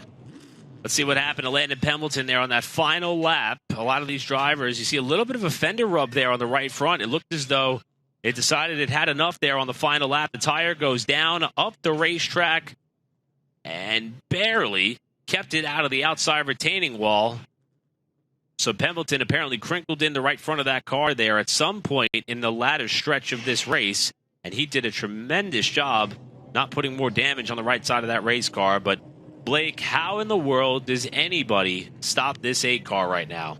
Well, how do you stop him? And, you know, talking to Carson a little bit earlier on in the year, Ace wasn't necessarily one of the tracks that was circled on the calendar. It was the one we're going to next. He said, I'm looking forward to North Wilkesboro more than any track because of how well Junior Motorsports ran there last year. Carson Quapple obviously got the win. Dale Earnhardt Jr. ran very strong and finished third in that race as well.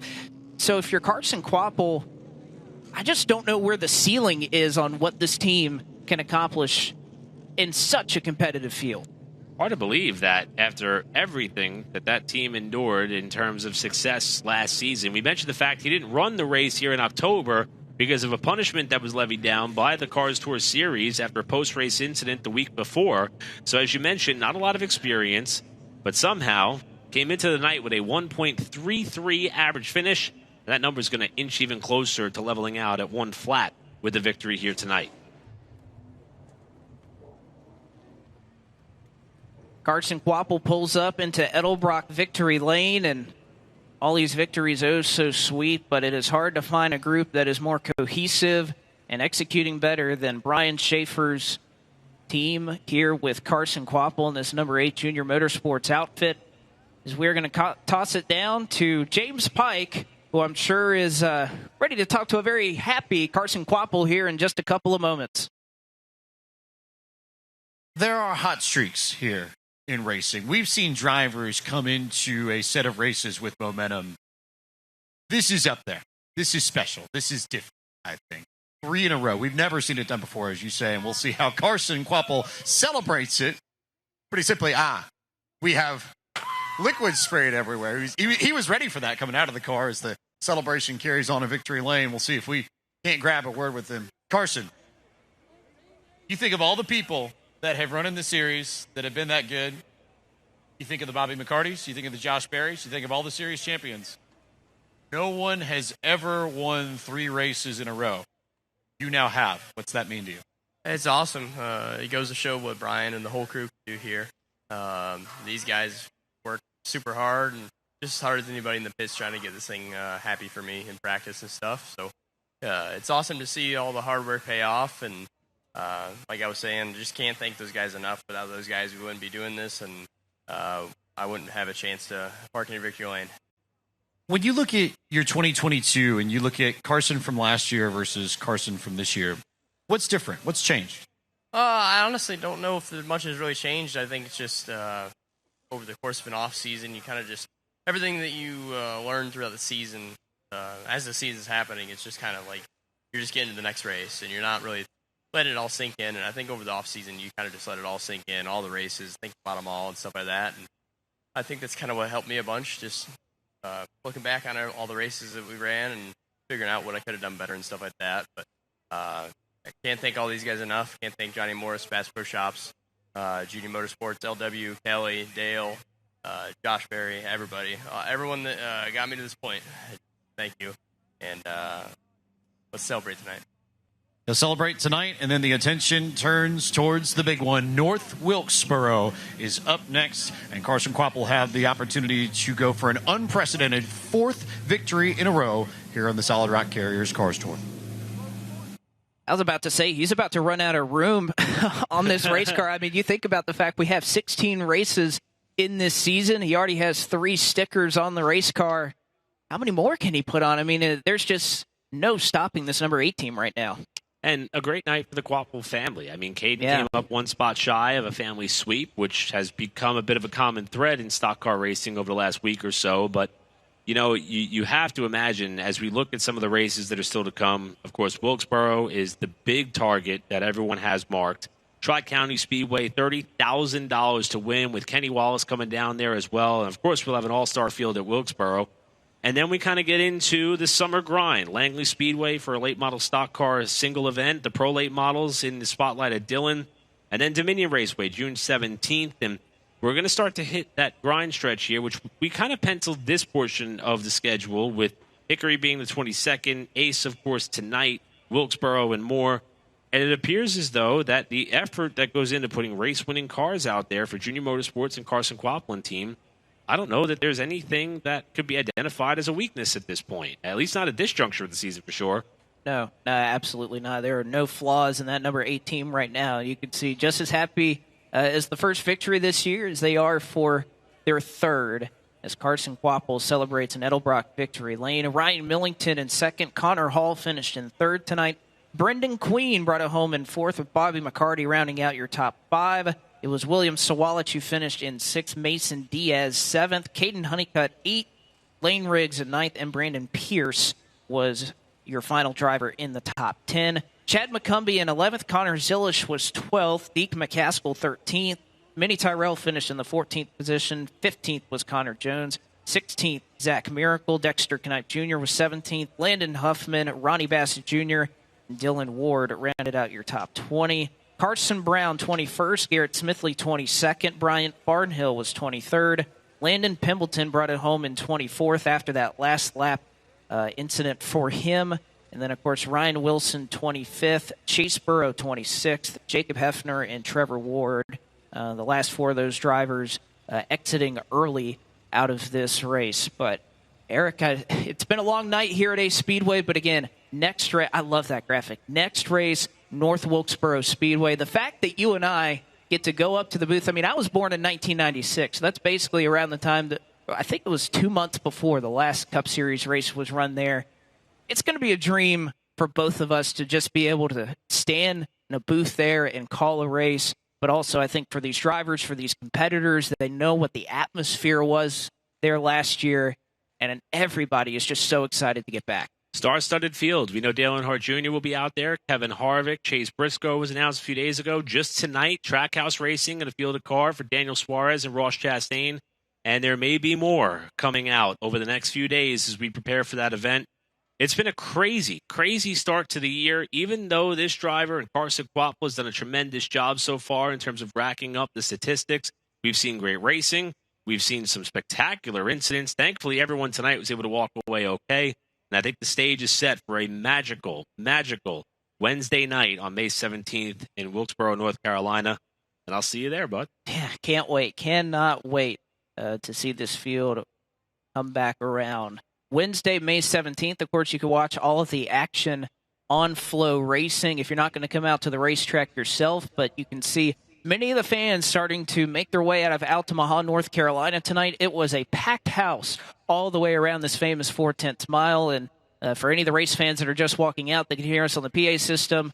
We thank you, we appreciate you, and we love your enthusiasm for short track racing. But that's going to do it for all of our partners, for everybody at Flow Racing. We thank you so much for tuning into tonight's coverage of the Accelerated Graphics 315 from Ace Speedway. We bid you farewell and congratulations to tonight's winner, Carson Quapple, in the late model stock cars. And we will see you next time.